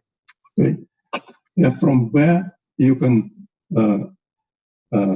start discussing what if you add to the arm something additional, stick or trapezes or so on. So it's actually a question to you. It's a test for you how you can choose basic concepts of referent body configuration to explain practically elementary things. Okay, I think we can get, there is a very, very long question about rhythmic and discrete actions and the dichotomy, and I think Gregor Schorner is in the best position to address that. So Gregor, it's all yours. So that's an interesting story, an interesting history that at some point there was an argument that Dagmar Steinert made that discrete movements would be really qualitatively different from rhythmic movements. And that was based initially really on showing that certain parts of the brain light up in neuroimaging when you do discrete movement as compared to a rhythmic movement that would sort of cover the same mechanical ground. Now, in a way, I was always argued against that. In a way, it's trivial that that would be the case because discrete movements have additional properties. You have to initiate them and terminate them. And these selection decisions, of course, involve other structures. There's also fixation in between them where you stabilize a posture and then you have to release that posture. So I argued that that doesn't really mean anything. And I had earlier shown that coordination of discrete movement can be explained by the same kinds of terms of coupling of timers, movement generators. And that would say that discrete movements are essentially just rhythmic movements that are stopped after one cycle. Now, thinking about that more deeply and comparing to neurophysiology, actually today would even say the opposite, as some people have said in the past, that rhythmic movements are actually sequences of discrete movements. And you see that there are signatures of that in a lot of movements is function of locomotion. One half stroke of the movement is qualitatively quite different, driven by different muscles and different parts of spinal circuitry than the other half. For instance, the back movement versus the extension movement of a leg are quite different kinematically in terms of the neural control. And there's neural ideas that the half-center oscillators with different circuits that are responsible for these different movements. If you think of a hand movement to a target, then we know that there are particular neural populations of the motor cortex that correlate with the direction of the hand in space. And so if you're moving the hand in a particular direction and then move it back, as you have to in a rhythmic movement, then it would be actually a different subpopulation that would become active for that backward movement. So you would say clearly in motor cortex, different populations would become active in alternating fashion when you are moving your hand around in space. And Andrew Schwartz has actually looked at trajectories of such activation patterns in the motor cortex that arise if you make rhythmic drawing movements. And then you see it's always different populations that are active when you're in different phases of a movement like that. In fact, if you were to periodically activate a particular subpopulation in motor cortex, what you would get is a sequence of movements in the same direction that would keep moving you in the same direction. So we're actually today modeling the entire neurocircuitry from scene representation to movement generation as entailing with a central element being a timer that generates the time courses that are being coordinated. But these timers are actually what we call active transient. So it would be an oscillator, mathematically speaking, something like an oscillator, but it doesn't actually make a full cycle. So when the cycle ends, it lands on a fixed point. That's essentially what neurally a spike is. A spike is a reproducible time course called an active transient that alternatively generates the time course, but it doesn't continue periodically. So in that sense, I think that the timing aspect of movement is common across discrete and rhythmic movement. It is actively generated like oscillators are, but it wouldn't actually typically oscillate. Only under special conditions would it oscillate. And when it oscillates, it always entails more than one population for the different parts of the movement. Yeah, I missed some of the questions. So if anybody wants to ask a question, just unmute yourself and jump in, because the list was quite long, and while speaking, I could have missed a few. So if you have questions, please feel free to add. Quick question. Yes, Roger, please. Quick question about the UCM. To what extent are both of you confident that the UCM is a predictive mechanism versus a descriptive mechanism? So obviously, UCM and movement are correlated, but is one causing the other or one describing the other? Or both are caused by a third cause, if you will? Not sure that I understand the question very well. Gregor, do you? Yeah, so I would say there's two different variants of the UCM. On the one hand, the UCM method is just a method of analysis. And I think that's what you maybe aim at when you say descriptive. That is, you can use that method to characterize the coordination patterns in multi-degree freedom movements, and has been often used that way. The other thing is what does it mean physiologically? So what causes it? Or, is there a UCM principle? And I've actually, with a few of my students, proposed a few models, actually different models, and we've identified essentially three physiological mechanisms that bring about the UCM. And these mechanisms would then really be processes. They would be accounts for how it comes about. The one is essentially decoupling, is that the descending commands that translate time courses into commands to all the muscles are not in a forward neural network, but in a recurrent neural network that is coupled, where their different degrees of freedom are coupled. And that coupling makes that fluctuations in these commands are compensated. And Mark has proposed a particular variant of that model for the finger forces, where he links that to a Renshaw cell kind of coupling. And so that's the same principle. You can just generalize it then to movement. The second is back coupling. Yep. Okay, keep on. Second is back coupling. That's the effect that, or is a proposal that there would be updating of descending commands that based on the realized movement. It would be the fact that if your particular muscle, for instance, doesn't achieve the equilibrium length, it would actually update the equilibrium length to be closer to the current value of the length. And that Mark has some evidence for that when an isometric task. And a mechanism like that would explain why after perturbation you can reach a new configuration that is different from your unperturbed configuration, which really means that the postural commands to different degrees of freedom or muscle must have changed. How would it change if there's no change at the task level? Well, that would be from that back coupling that would generate motor equivalence, and it also contributes to UCM. And the third is actually just regular feedback that comes at the level of the task variable. That's closest, best description for posture, where posture control is controlled by sensory organs that are like in the head, or that estimate your body in space, and they would go through that bottleneck of just the reduced description at the task level, and when they get feedback signals, for instance, let's say you're flexing your ankle a little bit more than average, that would mean you lean forward more strongly, and then you send a control signal to push you back, and that would be distributed to all degrees of freedom, and effectively that creates a compensatory kind of coupling between the ankle and the other degrees of freedom. So these are three rough mechanisms that can explain the UCM structure, and they are so general that it makes it plausible that you see it in so many different kind of situations.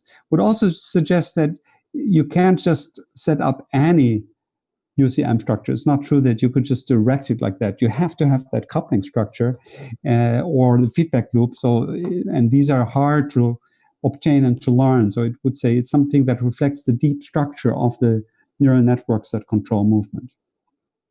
Thank you very much. Gregor, would you also add a mechanical coupling through biarticular muscles, for instance?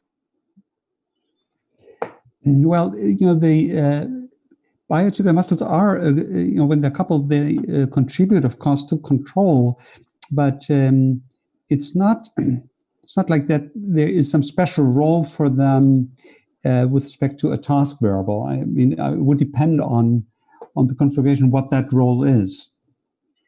So if you had a hip-knee coupling, for instance, the hamstrings would stay at the same length.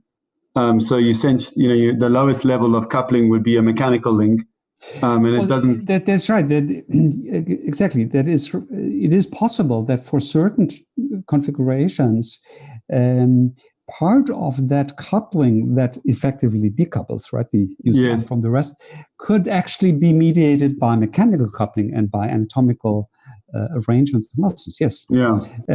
If that is a general principle that it's systematically done that way, I don't think we know that. Well, that's many years ago. The Dutch biomechanist Van Inge-Schenau had that proposal that the biarticular muscles will be primarily actually involved in directing forces in multi-joint movements.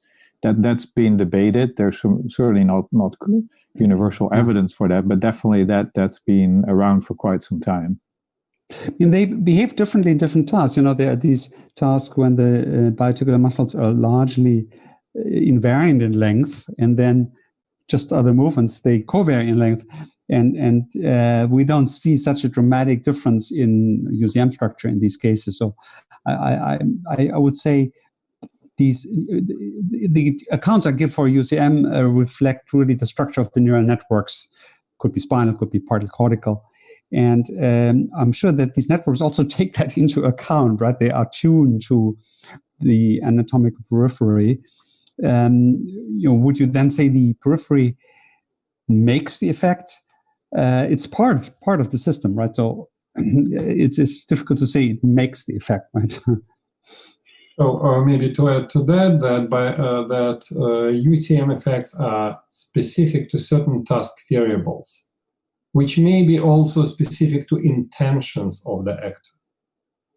But biarticular muscles are there or they are not there, and they are invariant with respect to intention of the actor. So I would say if the question is whether a certain mechanical, external, or anatomical constraint is responsible for these UCM effects, let's put it in kind of quotation marks, just change the instruction to the subjects in the same posture and see whether it changes. So, and if it does, it's not anatomy. And I think we've often found that I would like to note that concept referent body configuration include all muscles, including biarticular, multiple articular muscles. So it's not a problem for referent control idea. So it's naturally included in the concept of referent body configuration. Yes, and there has been a question perhaps of how flexible the nervous system really is about realizing just any task variable. And you might know that there was some work, I think in Musa Ivaldi's lab, about learning particular hand postures to control a cursor on a computer screen that then showed UCM kind of structure. And that will be interpreted by some as a example of enormous flexibility that you can just learn about anything. Actually, John Scholz and I tried very hard to get participants to learn a task like that. Wasn't use hand configuration, but using 4 degrees of freedom of the arm to control a cursor in a way that wouldn't be mapped by the spatial location of anything. It would be some complex combination with joint angles. We found that participants made no progress over a week of training, really just doing this in some kind of a random exploration way. And so we came to a conclusion that certainly these tasks are not all equal. And I actually think overall, if we look at all the different tasks where we've seen the structure, it is spatial configurations that are at the task level. That makes a lot of sense for the psychology of movement preparation, like ideomotor principles, that spatial configurations. And that's where you're extremely flexible. For instance, you take a mouse and map it onto a cursor and are very flexible about that, except if the mouse is rotated, by the way. Gregor, can you tell me what that reference was for that attempt to map 4 joints? Oh, we never published that. That was. Oh my goodness, you should publish that. It's a negative result, right? No, it's a very important negative result. Yeah, it's a key negative result. It's very important. Yeah, actually, in hindsight, I think that too. Yeah, but we actually, as a follow-up, it depends what effectors you use. Like people are extremely good at individual finger action. Exactly. I was going to come back to that. Yeah. So I actually think that if you look at Musa Ivaldi, we ran a study when we changed the mapping of what fingers did to what subjects saw on the screen. It started with force and moment of force. Yeah. And then I know that. We made some fingers to press up. So we reversed the force.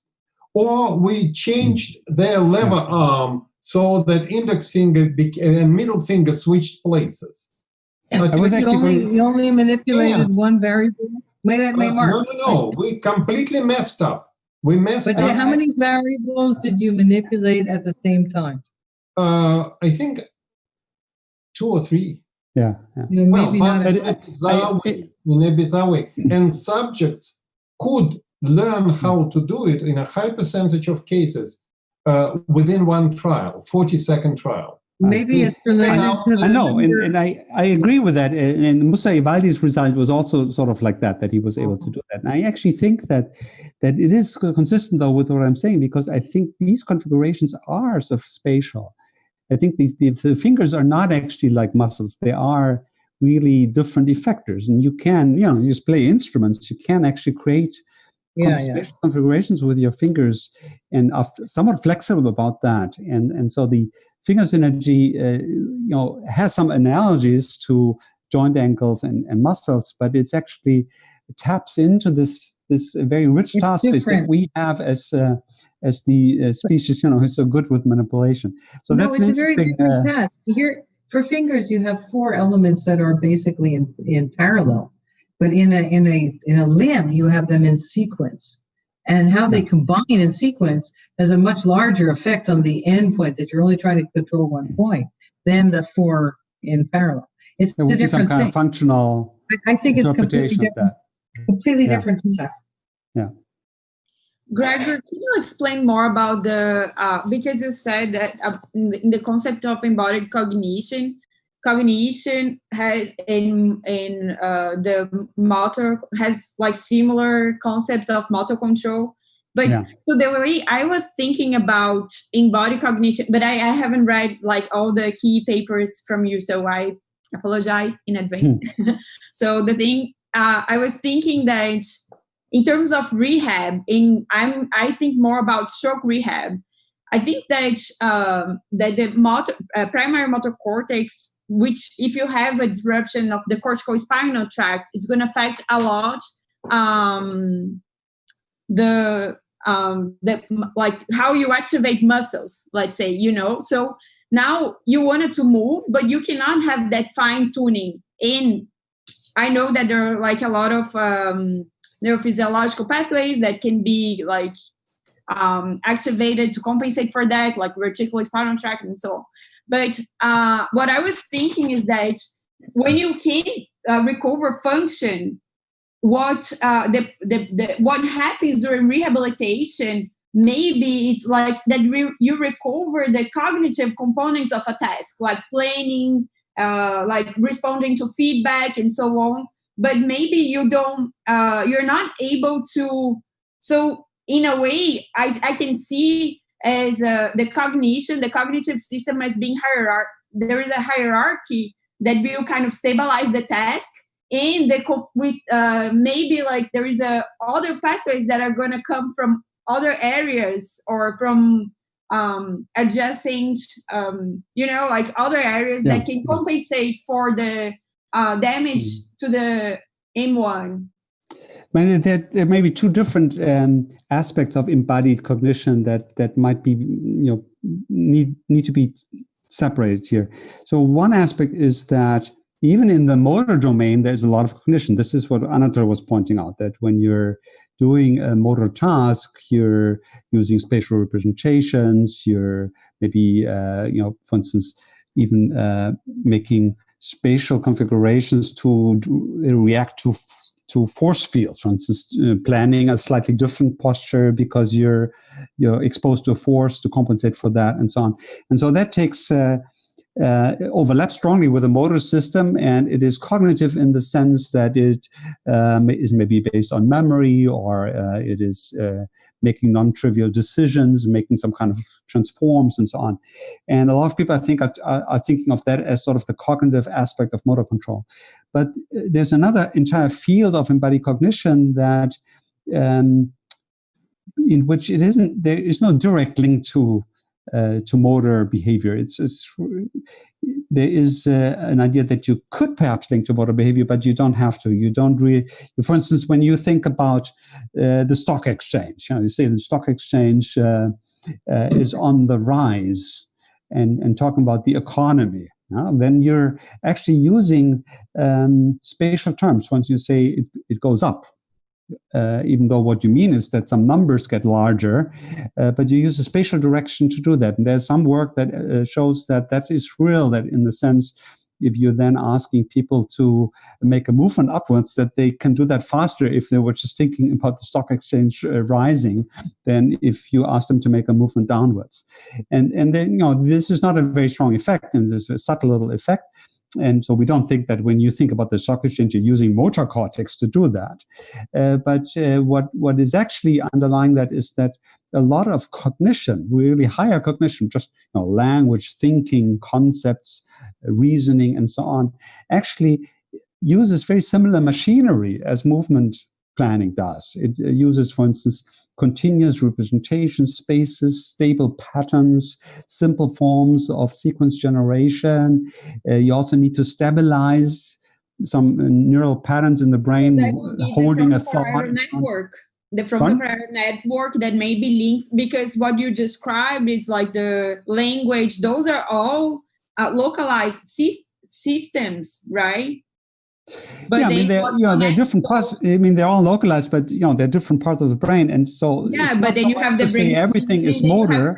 It is to say that the neural networks that are at the basis of a lot of higher cognition have similar properties. They share essentially a neural language of the brain. Why? That is a language of continuity, of temporal continuity, of stability. Why do they share? Like, what makes them have those similar properties? Evolution. It's just that the fact that... I want to know in the brain. I want to know. In the brain, it just shows up in the fact that, for instance, cortex is extremely homogeneous. Pretty much all cortical areas have very... I think it's maybe brainstem and frontal-parietal networks, because that's what does the feedback... It's a bit more abstract. So, I mean, you're using sort of this functional language where you interpret areas in terms of the function, but that is, doesn't mean very much. It's more. I'm talking about guys. Yeah. Daniela, I think I can help you. Now I'm in trouble. Am I in trouble? Yes. In terms of understanding of rehabilitation of in relation to motor cortex, you should first of all to recognize that motor cortex nothing to do with specification of motor command. In a set of several publications with Mendeley. No, but I mean, it specifies reference configurations. That I know. It's the reference configuration. Danielle, let him finish, please. I don't understand what he's saying. Because you didn't let Well, nobody can predict what Anatol would say. you have to wait until you finish. Let us allow him to finish his phrase. That's right. Okay. So motor cortex is not involved in direct specification of motor command, and it correlates with many things, but not, correlation don't imply causality. And for rehabilitation, it's very important to know that motor cortex is not involved in direct specification of motor command. Several experimental studies, about 5 perhaps, showed that the motor cortex is involved in resetting of threshold for activation, spatial threshold for activation of motor neurons. From where you can explain spasticity, rigidity, so weakness.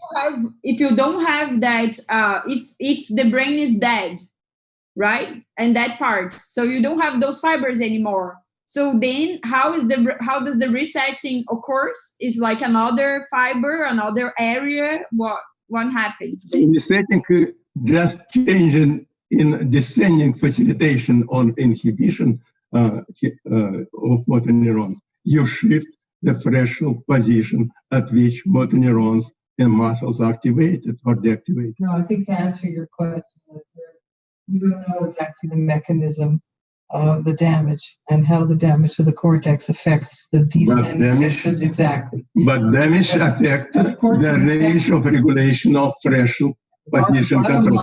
Bottom line, it affects how the brain and its all connections and spinal cord connections affect the activation at the motor neuronal level. And that's where the lambda is controlled. So we don't know exactly the specification. Maybe if those particular pathways are damaged, other pathways may take over. Maybe they'll take over only 30% or 40%, and therefore there's a deficit. Okay. So like I said before, the most important thing is to understand to what extent the system can adapt. Mm-hmm. Yes, but then Gregor said that that this is just names, but what I'm saying is that frontal-parietal networks is the one that's going to take over. That's what I'm trying to say. Well, we don't know, and I don't think it's really important to identify. Why it's not important? Because structure-function relationships are not that important. The system is distributed control, has distributed control. So it's the ensemble behavior. So if you're looking at a small area of the brain and doing VLSM of 2 voxels and see what they control, that doesn't make any sense. That was what Anatol was trying to say at the beginning. It's not a specific structure-function relationship, and it's the ensemble. Because if you have a lesion in Broca's area, maybe you're going to not be able to talk. So there are some areas that are more specific, functionally specific. This is the whole let's say localization and the idea of what we in the history of neuroscience, how people have debated control functions in the brain. Mm-hmm. And certainly certain actions are more localized, like speech, but other actions like motor function. Everybody read Bernstein. Bernstein, his books address structure-function relations at a level that is still higher than what we usually have in our discussion. Still the clinical community seems to be obsessed with identifying specific structure-function. No, I'm not. We are not obsessed. I am not calling you in the ubiquitous we. Okay, they, they. That's everybody else. All right. But I think the clinical community in general is 99% fixated on identifying specific structure-function relationships and their deficits. Where are we going with this? Nowhere. And we're going to keep looking forever, and we'll still get nowhere. But I think that control variables. What we have right now is okay. Like you start with localization, then now actually the shift totally to distributed pathways. So it's everything distributed. All systems are distributed. But maybe the truth is in the middle ground, right? Like there is some localization, some specificity, but there is some components that are like for distributed pathways. So All right. Mark, can we So it does look like we all have to read Bernstein, because this discussion is just repeating his phrases and his arguments. So let's leave it at that. So we are way beyond 2 p.m. local time, our local time, which is supposed to be the time to finish. So I want to raise a toast to Luis Machizuki and to his friends and colleagues and students who helped us organize this virtual edition of Motor Control Summer School. Without his help, we wouldn't be able to do that. So, Luis, to you, thank you very much. Thank you, Thank you. Luis. I'm gonna share the name of all. Now you can see. Thank you. Excellent. Well, we cannot probably memorize all those names instantaneously. I can see Leah Feldman there. Yeah, because the guys who has helped with the society also as well, Alex. Excellent. Well, Luis, thank you very much. And I want to thank all the participants, all the speakers for, well, the fun we had over this quarantine time over the last month, a month and a half. I lost track actually when we started. So we'll see whether we will ever repeat this virtual edition. I hope that we're get out of the pandemic and motor control summer schools will become more real, which means with hikes, happy hours, and other things which I've been missing badly. So thank you all very much. Luis, you can stop sharing your screen. We learned by heart already all the names. Thank you. Yes. And thank you, Mark, for moderating and leading this. Well, my pleasure. Thank you, Richard, and everybody else. Luis, you are not sharing. You are still sharing. Okay. All right. Good. Thank you. All right. So, and thank you everybody who stayed that long into the discussion and contributed to it. So, okay, thank you, everybody. We'll see you all soon. Thank you. Thank you. Yeah. Stay Bye-bye. safe. Continue the debate. Cheers. Thank you. Cheers. Bye-bye.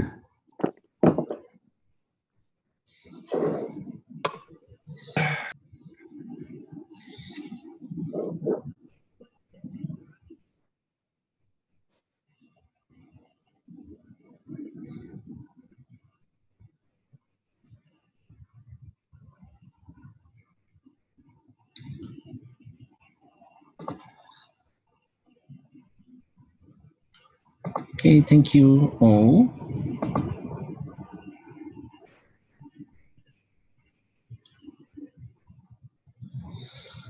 This is just to end our streaming. This is what happens, what has happened. All the presentations, I would like to thank all of you to be with us since May, watching us almost every Tuesday and Saturday, watching and listening to very great scientists in the motor control field, discussing very high level science and in a very open mind, people discussing, people open to positions, and I hope that you have enjoyed all the lectures.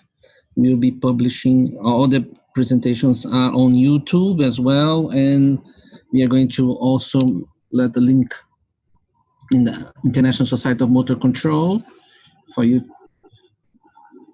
to have access to everything. And we hope that next year you have a real, not only virtual motor control summer school. And I thank all the invited speakers and all the team that was available to make it happen. So thank you for all. And now we are finishing our transmission. I'd like to thank Penn State University of São Paulo as well for the support, for the Conselho Regional de Educação Física, CREF São Paulo, to help us to come to send our invitations. And this was the Virtual Motor Control Summer School 2020. Thank you. Stay safe. See you next time.